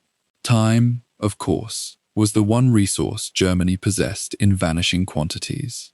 The Type 21 represented the culmination of German submarine design ambitions and the logical endpoint of a decade of technological development. This was not an incremental improvement upon existing designs. The Type 21 was revolutionary in every measurable way. Its hulls were faster, capable of 17 knots submerged, a speed that would have seemed impossible to submarine designers just 5 years earlier. Conventional submarines moved through water like whales, graceful, but inherently slow. The Type 21 was built differently, with a hull shape optimized for underwater speed rather than surface operations. Its diesel engines were more powerful, its battery systems larger and more efficient. The boat carried a full complement of acoustic homing torpedoes that could chase a target through the water, responding to the sound signature of an enemy ship's propeller. German engineers equipped the Type 21 with advanced sonar systems that could detect approaching convoy escorts at distances that seemed like magic to submarine crews trained on older equipment. The technical specifications on paper were staggering, yet the Type 21 remained largely theoretical. Only a handful of these submarines were completed before the war ended. Those that did enter service found themselves too late to influence the outcome of the Atlantic campaign. The wolves had grown sharper teeth precisely when the hunt had already been called off. The acoustic homing torpedo, known in German as the Zaunkönig, emerged from the same desperate innovation that birthed the snorkel and the Type 21. This weapon represented a fundamental shift in submarine tactics, transforming the torpedo from a passive projectile fired blindly into a convoy toward a guided missile that could hunt an enemy ship with mechanical intelligence. The Zaunkönig used passive sonar guidance, responding to the acoustic signature generated by a target ship's propeller. A German submarine commander could fire the torpedo in the general direction of an enemy escort vessel, and the weapon itself would adjust its course. following the sound of the target toward impact. To the men who developed it, the Zaunkönig seemed like the answer to every prayer the U-boat arm had offered to the German gods of war. To the Allies who faced it, the weapon was an unwelcome surprise that demanded immediate tactical response. British escort commanders learned that turning sharply after launching sonobuoys to detect U-boats could confuse the weapon's guidance systems. Some escorts towed noisemakers that would deceive the acoustic homing mechanism, drawing the Zaunkönig away from its intended target. The psychological impact of the weapon exceeded its actual lethality. U-boat crews believed they had finally developed a torpedo that could even the odds. In reality, the Zaunkönig killed fewer ships than the simple contact-fused torpedoes of earlier years. Yet its mere existence forced the Allies to adapt and innovate in turn. The story of these innovations must be understood against the backdrop of Germany's collapsing military situation. As German engineers perfected the snorkel and worked toward deploying the Type 21, the German army was being ground to pieces on the Russian front. The Luftwaffe was disintegrating in the skies over Germany itself, unable to defend German cities from the relentless American bombing campaign. The economy that had once seemed capable of sustaining total war was fragmenting under the weight of fighting enemies on multiple fronts with dwindling resources. In this context, the U-boat innovations represented something more than technological achievement. They were acts of faith by men who refused to accept that their weapons were becoming obsolete. German submarines had once been the terror of the Atlantic, the instruments through which Germany might strangle Britain into submission. Now they were hunted creatures, operating in an ocean where every wave might conceal an enemy, and every depth charge spelled potential death. The innovations of 1943 and 1944 were attempts to reclaim that lost supremacy, to prove that German engineering could yet overcome Allied resources and coordination. Karl Dönitz himself embodied this contradiction between ambition and reality. He had risen to command the U-boat arm through a combination of technical knowledge, ruthless efficiency, and genuine belief in submarine warfare as a strategic weapon. By 1943, he was engaged in a race that he understood on some level could not be won. The Allies had more resources, more industry, more scientific talent, and an increasingly sophisticated appreciation for how to detect and destroy submarines.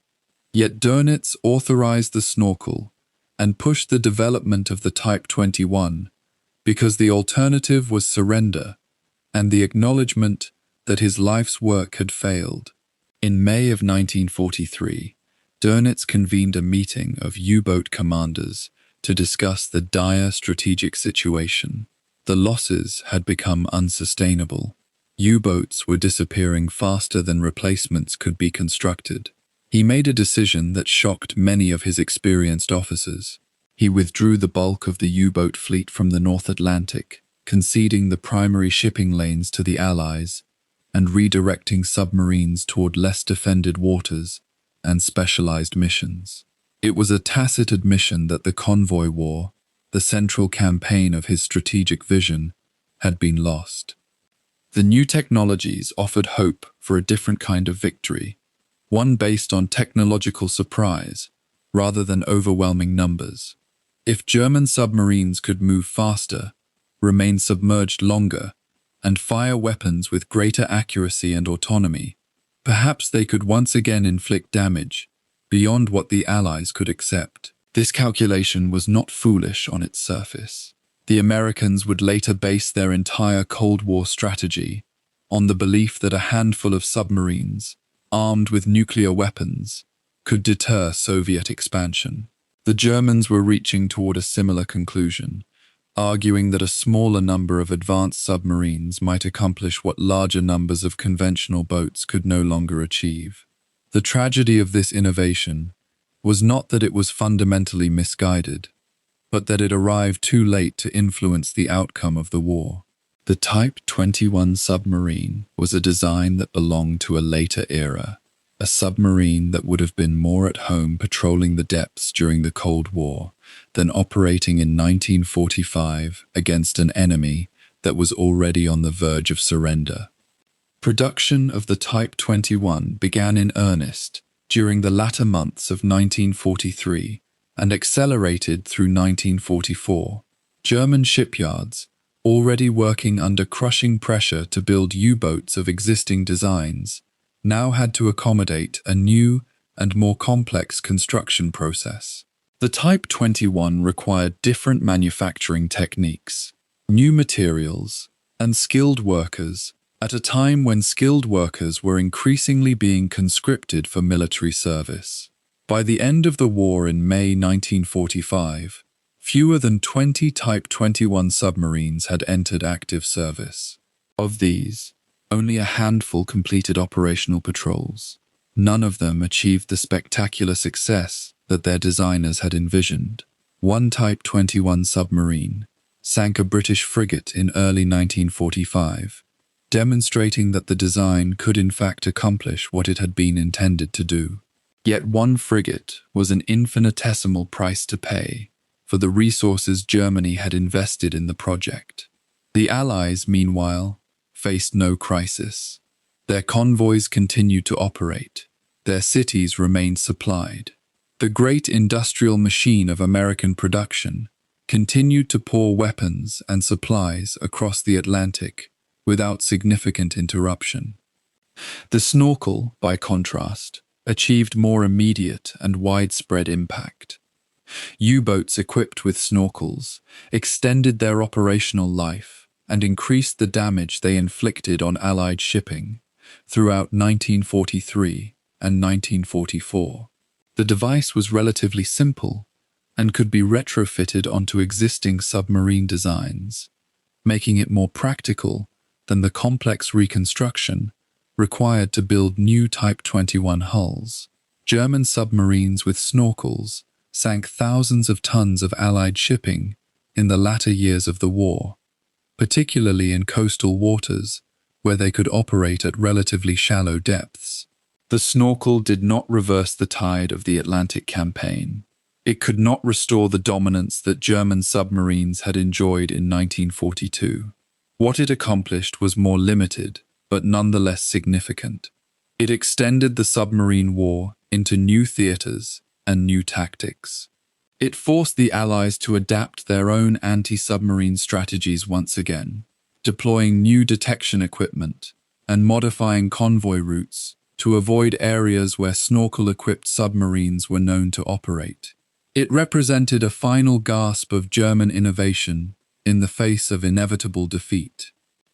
The acoustic homing torpedo, the Zonkönig, achieved notoriety that exceeded its actual combat success, but altered the psychology of naval warfare nonetheless.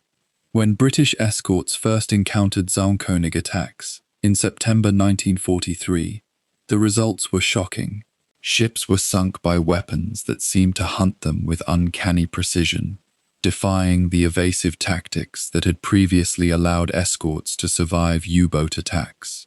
The British designation for the weapon was the acoustic torpedo, and it appeared in intelligence reports with an aura of sinister capability. Yet as Allied countermeasures were developed and deployed, the effectiveness of the Zonkönig declined. Ships towing noisemakers and decoys could confuse the weapon's sonar guidance.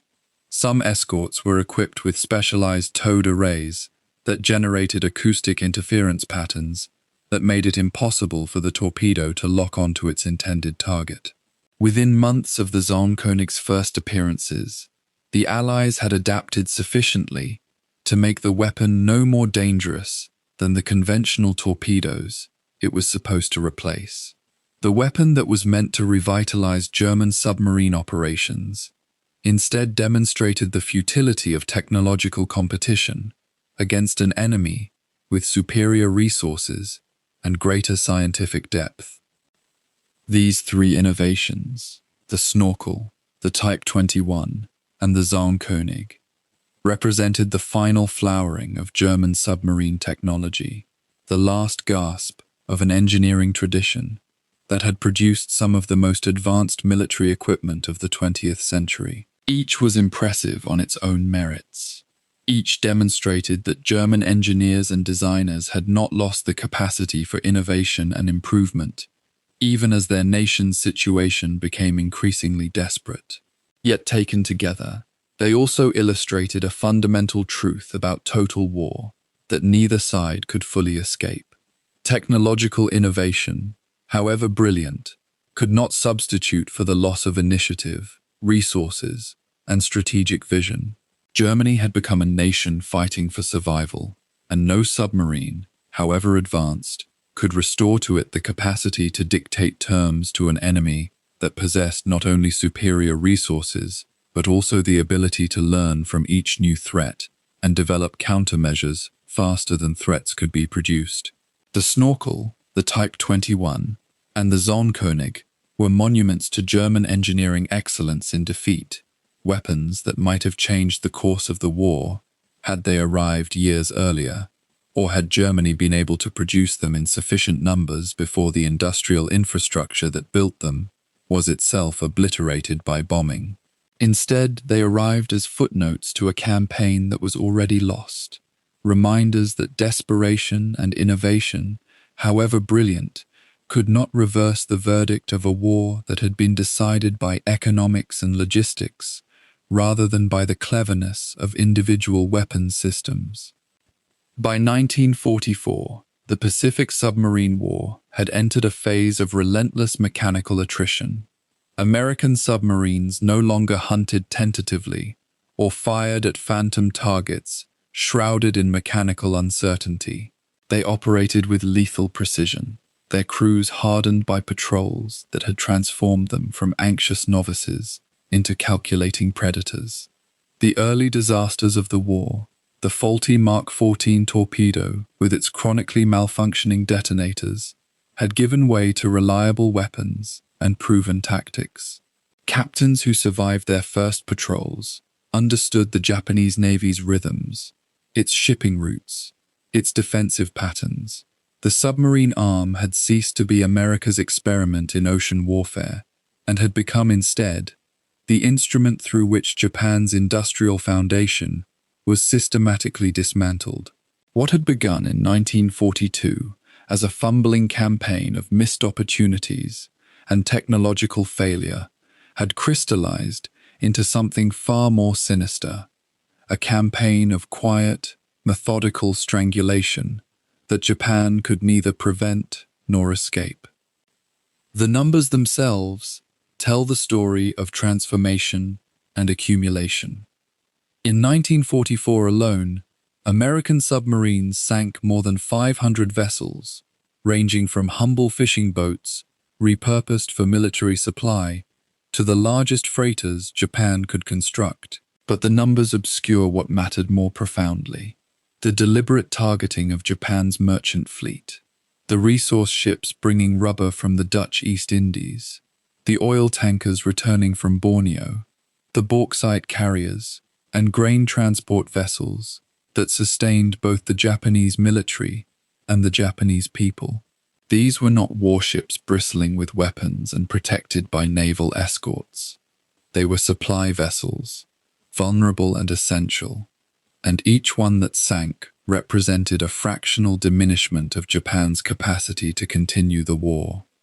Richard O'Kane, commanding the USS Tang, exemplified the new breed of American submarine captain. O'Kane possessed both technical mastery and an almost intuitive understanding of sea warfare. He hunted not blindly but strategically, positioning his boat to intercept Japanese shipping lanes where supply vessels clustered together. His patrols became legendary, not because of wild tales, but because of carefully documented sinkings, each one methodically achieved and recorded. The Japanese recognized the catastrophe unfolding beneath their seas, but found themselves nearly powerless to stop it. Their naval escorts were stretched impossibly thin, divided between defending the home islands, protecting carrier task forces that were themselves becoming scarce, and maintaining some semblance of merchant convoy protection. Japan's anti-submarine warfare capabilities, never truly advanced, had not improved proportionally to American submarine capabilities. Depth charges were often poorly fused or deployed with insufficient numbers. The Japanese Navy's radar systems lagged behind American technology, and their sonar equipment was crude compared to the sound detection apparatus mounted aboard American submarines. Worse still, Japan's naval doctrine had never fully embraced commerce raiding as a strategic principle, a philosophical blindness that meant few resources were devoted to understanding how to defend against the very tactics now destroying their supply lines. The Americans, by contrast, understood with terrible clarity that war between industrial powers is won through the strangulation of enemy resources. Submarines served that strategy with merciless efficiency. The USS Wahoo, USS Silversides, USS Grayling, and dozens of other American submarines became floating legends throughout the Pacific Fleet. Each boat carried a captain and crew of roughly 80 men, officers and enlisted sailors who had learned their craft through bitter experience and loss. They patrolled for weeks at a time in the confined space of a submarine hull, breathing recycled air and living with the constant knowledge that a single mistake, a momentary lapse in vigilance, could result in depth charges and crushing pressure. The psychological strain was immense, yet the crews maintained focus, with a discipline born from the understanding that they were winning a war through their efforts alone. When a submarine returned from patrol, with radio reports of vessels sunk, those claims were corroborated by careful tracking and analysis.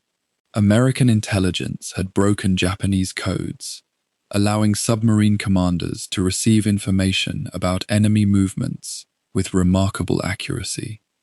This intelligence advantage, combined with the submarine's inherent deadliness, created a hunting advantage so complete that Japanese convoys sometimes sailed virtually blind, unaware of the submarines waiting ahead. Eugene Fluckey, commanding the USS Barb, became the war's highest-scoring American submarine captain. Fluckey's patrols were characterized by audacious tactics and meticulous planning. He penetrated shallow Japanese harbors where conventional naval commanders believed submarines could not survive. He attacked shipping anchored near the Japanese coast, where defenders assumed protection from the sheer geographic proximity to home. Fluckey's submarine would slip through minefields and past shore batteries, strike at exposed targets, and withdraw before enemy forces could respond effectively. His willingness to take extraordinary risks, combined with his understanding of submarine capabilities and limitations, produced results that seemed almost fantastic. One patrol, late in the war, saw the USS Barb sink more tonnage than some entire German U-boats destroyed across their entire operational careers. Yet Fluckey was not reckless. His risks were calculated, his attacks carefully timed, his extractions precisely executed. He represented the apex of American submarine command, a captain who had learned from every patrol and had transformed that learning into operational advantage. The accumulation of losses began to visibly fracture Japanese capacity to sustain the war effort. By mid-1944, Japanese imports of vital raw materials had collapsed by roughly 60% compared to peacetime levels. Oil from the Dutch East Indies, so essential to the Japanese Navy's operations, arrived in quantities insufficient to fuel the fleet for sustained operations. Iron ore shipments were disrupted. Food supplies became irregular, creating shortages that would intensify in Japan's cities and throughout the occupied territories. The Japanese military was forced into increasingly difficult choices: Should the Navy attempt major fleet operations that consumed enormous quantities of fuel, or should it conserve resources for homeland defense? Submarines were draining the lifeblood of the Japanese war effort in a way that battleships and aircraft could not, and the damage was cumulative and irreversible. Each tanker sunk meant fuel that would never reach Japan. Each cargo ship lost represented tools, components, and supplies that would never be manufactured into weapons. The Japanese attempted to respond with measures both practical and desperate. Convoy systems, modeled loosely on the British system that had eventually defeated the German U-boat threat, were implemented with increasing frequency. Yet Japanese escorts lacked the numbers, the radar, and the training that had made British and American convoy tactics successful. The Japanese Navy attempted to develop improved depth charge patterns and acoustic detection equipment, but these developments came too slowly and with too few units deployed. In desperation, Japan turned to technological solutions that bordered on the fantastic: acoustic homing torpedoes designed to track the sounds produced by submarine engines, aircraft equipped with new detection methods, even suicide submarines crewed by volunteers willing to ram enemy vessels. These measures represented not confidence but panic, the thrashing responses of a power beginning to understand that it was losing control of the waters surrounding it. The submarine war in the Pacific also involved a darker dimension that separated it from the Atlantic campaign. American submarines, operating far from any possibility of rescue if sunk, developed a fierce survival ethic that sometimes extended to the treatment of survivors and prisoners. Instances of submarines firing on lifeboats or rafts, though not systematic policy, did occur and reflected the brutal nature of undersea warfare. These acts, though far less frequent than the destruction of merchant shipping, indicated that the Pacific submarine war was being waged with an edge of racial hostility that the Atlantic campaign, despite its ferocity, had not entirely embodied. The Japanese Navy's treatment of prisoners and survivors was equally brutal, often worse, but the existence of violence at both poles of the conflict illustrated that submarine warfare had become something beyond mere military competition. It was becoming psychological and personal. Yet the remarkable aspect of the American submarine campaign remained its sheer strategic effectiveness. While American submarines hunted in the Western Pacific, Japanese naval forces were being systematically destroyed in surface and carrier battles. Midway, the Philippine Sea, Leyte Gulf, these fleet battles captured popular attention and were celebrated as turning points. But the submarine war, less visible, less celebrated, was arguably more decisive. A nation cannot wage industrial war without supplies. It cannot feed its population without shipping. It cannot fuel its navy without tankers successfully delivering cargo. By 1944, American submarines had made all three of these requirements nearly impossible to fulfill. The cumulative effect was a strangling pressure that Japan could feel but not fully escape. By early 1945, as American forces moved ever closer to the Japanese home islands, the submarine war reached its crescendo. Patrols that had once required weeks of searching could now be shortened, as submarines operated closer to Japan and targets were more densely concentrated. A single patrol might yield multiple confirmed sinkings. American submarines attacked Japanese warships, attempting to withdraw from threatened positions, intercepted emergency supply runs to isolated garrisons, and struck at the last vestiges of Japanese merchant marine, attempting to function in increasingly constrained waters. The desperation visible in Japanese operations during this period, the use of submarines as kamikaze weapons, the conversion of warships to transport functions, the reliance on human-powered paddle boats and captured vessels to move supplies, all testified to the completeness of American submarine dominance. The human cost of this relentless grinding campaign existed on both sides. American submariners continued to face the danger of discovery and destruction. More than 50 American submarines were sunk during the war, with most of their crews perishing in the depths. Each submarine lost represented 80 men, often friends and messmates, whose deaths occurred in circumstances so violent and inescapable that no bodies could be recovered and no funerals held. The submarine service suffered the highest casualty rate of any American military branch, a fact often overlooked in popular histories. Yet this sacrifice yielded results proportionate to the cost. Japanese sailors and civilians died in merchant ships sunk by submarine attacks, and their deaths, unlike those of the American submariners, served a strategic purpose. The merchant vessels being destroyed were essential to Japan's ability to continue the war, and their destruction accelerated the moment when Japan would be forced to surrender.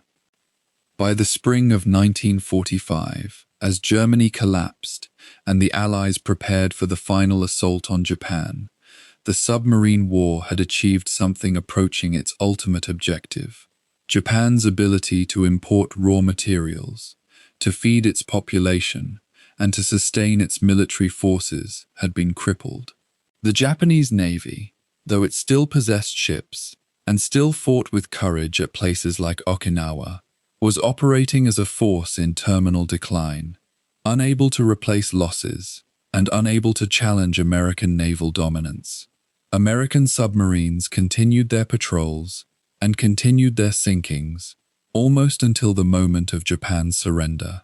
The war beneath the Pacific had been won not through a single climactic battle, but through the accumulation of thousands of individual sinkings, each one methodically accomplished, each one representing a fraction of Japan's total capacity to wage war. The submarine had proven itself the ultimate commerce raider, the weapon that could not be adequately defended against, the tool through which one industrial power could strangle another across the vast distances of the Pacific Ocean. The war that Germany once promised to win through mastery of the seas had transformed into something unrecognizable. By the spring of 1945, the Third Reich was collapsing on every front. Soviet armies swept across Eastern Europe. American and British forces pushed toward the Rhine. The skies belonged entirely to Allied aircraft, and beneath the Atlantic, the once proud U-boat arm had become a phantom fleet, hunted, diminished, and desperately seeking any mission that might matter. The submarines that had once terrorized merchant convoys and challenged British naval supremacy now operated in waters thick with destroyers, frigates, and patrol aircraft. The wolf packs of previous years had dissolved into scattered, isolated boats. Karl Dönitz, now commanding German military forces as Hitler descended into final delusion, understood the mathematics of catastrophe. He could lose more submarines in a single Atlantic crossing than he could build in half a year. Yet the U-boats still sailed, not out of hope for victory, but out of something far more human. The refusal to surrender when alternatives, however terrible, remained. The final months of the U-boat war revealed a complete inversion of strategic purpose. Instead of hunting merchant ships or warships, German submarines became transport vessels for a regime in liquidation. U-boats ferried fleeing Nazi officials, military officers, scientific personnel, and gold reserves from the collapsing homeland toward potential sanctuary in distant ports. Norway, France, Spain, Argentina. The boats that had been designed as apex predators were repurposed as escape vehicles for the guilty. Some submarines attempted to reach Far Eastern bases, hoping to continue the war alongside Japanese forces even as the Pacific conflict approached its final catastrophe. Others carried messages between isolated German commands, serving as communication links in a fractured military hierarchy that barely functioned. A few undertook acts of defiant reconnaissance, proving that the U-boat arm could still operate, despite the overwhelming Allied superiority. These final missions possessed a haunting quality. They were not born of strategic logic, but of desperation masquerading as duty. The men who commanded these boats, and the crews who served aboard them, knew with absolute certainty that the war was lost. They knew it intellectually, emotionally, and in the silent acknowledgement that comes when all probability points toward a single, inescapable conclusion. The technical condition of German submarines in these final months revealed the true extent of the Reich's collapse. New construction had virtually ceased. The industrial base that built submarines lay in ruins or occupied territory. The shipyards at Kiel, Hamburg, and Bremen, once bustling with workers and echoing with the sound of rivets and welding torches, had been systematically destroyed by years of bombing. The handful of Type 21 fast attack submarines that represented the technological pinnacle of U-boat design remained incomplete or barely functional. The revolutionary innovations that Dönitz had championed, the snorkel that allowed diesel engines to run while submerged, the acoustic homing torpedoes, the improved hull designs, came too late to reverse the tide. The U-boats still in operation were largely older boats, many of which had survived multiple patrols across heavily defended waters. Their hulls bore the stress of depth charges and ramming attempts. Their equipment was worn. Their crews were exhausted men who had survived when their comrades had not. The submarines themselves had become increasingly difficult to maintain as supplies dwindled and spare parts became impossible to obtain. Crews improvised repairs with whatever materials they could scavenge. The boats that left German ports in these final months were not weapons of war, but remnants of a navy that had learned to survive on the margins of possibility. The fate of individual U-boats in these closing weeks took on a character almost mythological in its desperation. Some boats attempted what amounted to suicide missions. One submarine, the U-47, commanded by Helmut Klaas, sailed from Norway, laden with supplies and ammunition intended for German forces in Denmark and North Germany. It was sunk on the 19th of April by British minesweepers off the Danish coast. Another boat, the U-255, became famous for its remarkable attempt to reach the far reaches of the Indian Ocean. This Type 21 submarine, one of the new fast boats, managed to slip through Allied patrols and avoid detection across vast ocean distances. Its commanders hoped to reach Japanese-held territory, or at minimum prove that German submarine design remained competitive with any naval power. The U-255 succeeded in avoiding capture longer than nearly any other boat, remaining at sea after the German surrender itself. Its crew did not know that the war had ended until they intercepted radio transmissions and realized their mission had become meaningless. Some submarines, their crews unwilling to face surrender or capture, simply disappeared into the depths. Whether they were sunk by Allied forces or went down deliberately with their crews remains unknowable. The ocean kept its secrets. The evacuation missions undertaken by German submarines in the final weeks represented a different kind of desperation. Several boats were commandeered for Operation Blücher, an attempt to evacuate senior Nazi officials and scientific personnel from German ports. U-boats, never intended as troop transports, were crammed with passengers beyond their designed capacity. Officers, technicians, and privileged individuals who believed they could escape to Argentina or other neutral territory were packed below decks in conditions that were dangerous, even by the standards of submarine service. One such boat, the U-474, departed from Hamburg in early May, loaded with evacuees and treasure. It was intercepted and sunk by British forces off the Danish coast. The attempt to save Nazi leadership from the consequences of their actions added a final bitter chapter to the U-boat saga. These submarines, which had killed so many people across 6 years of total war, were now being used to preserve the lives of those who had ordered that killing. There was a grim irony in it.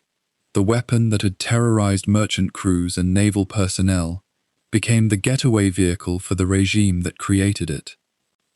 Yet not all final U-boat operations were exercises in pure evacuation or escape. Some commanders attempted to maintain the fiction of legitimate warfare even as the world collapsed around them. Submarines attacked isolated merchant ships and military vessels in their final patrols. Some proved successful, sinking shipping tonnage in a war where tonnage no longer mattered strategically. Others were hunted and destroyed by increasingly sophisticated Allied anti-submarine forces. The last merchant ship sunk by a German U-boat was the British steamer Avondale Park, torpedoed on the 7th of May, 1945, the very day that Germany surrendered unconditionally. A U-boat commander, unaware that the war was officially over, had fired his torpedoes at a ship carrying supplies to British forces. The act killed members of the merchant crew and represented the last operational success of the German submarine arm. Hours later, German military authorities ordered all remaining U-boats to cease offensive operations and proceed to designated Allied ports for surrender. The submarine that had sunk the Avondale Park continued its mission for hours more, its commander unaware that the final curtain had fallen. The surrender process itself became a kind of naval tragedy, played out across multiple theaters and over several agonizing days. Karl Dönitz issued orders on the 8th of May for all U-boats at sea to surface, disable their weapons, and proceed to the nearest Allied port. It was a signal that the war truly was finished, that even the submarines, the last weapons of German resistance, had been ordered to lay down their arms. Not all boats complied immediately. Some commanders, disbelieving or unwilling to accept defeat, delayed their surrender. Others were in positions so remote that they did not receive the order for hours or days. The U-34, returning from a patrol in the Atlantic, was intercepted and sunk by Allied forces before its commander even knew the war had ended. The confusion and delayed communication meant that some U-boats were sunk not in battle, but while attempting to comply with orders they had only recently received. Submarines began to appear at various Allied ports, some at British harbors, others at American facilities, still others at minor ports where they were received by astonished captains who had not been properly informed of the surrender terms. The submarines surfaced, flying black flags or white flags, in the traditional manner of ships surrendering to overwhelming force.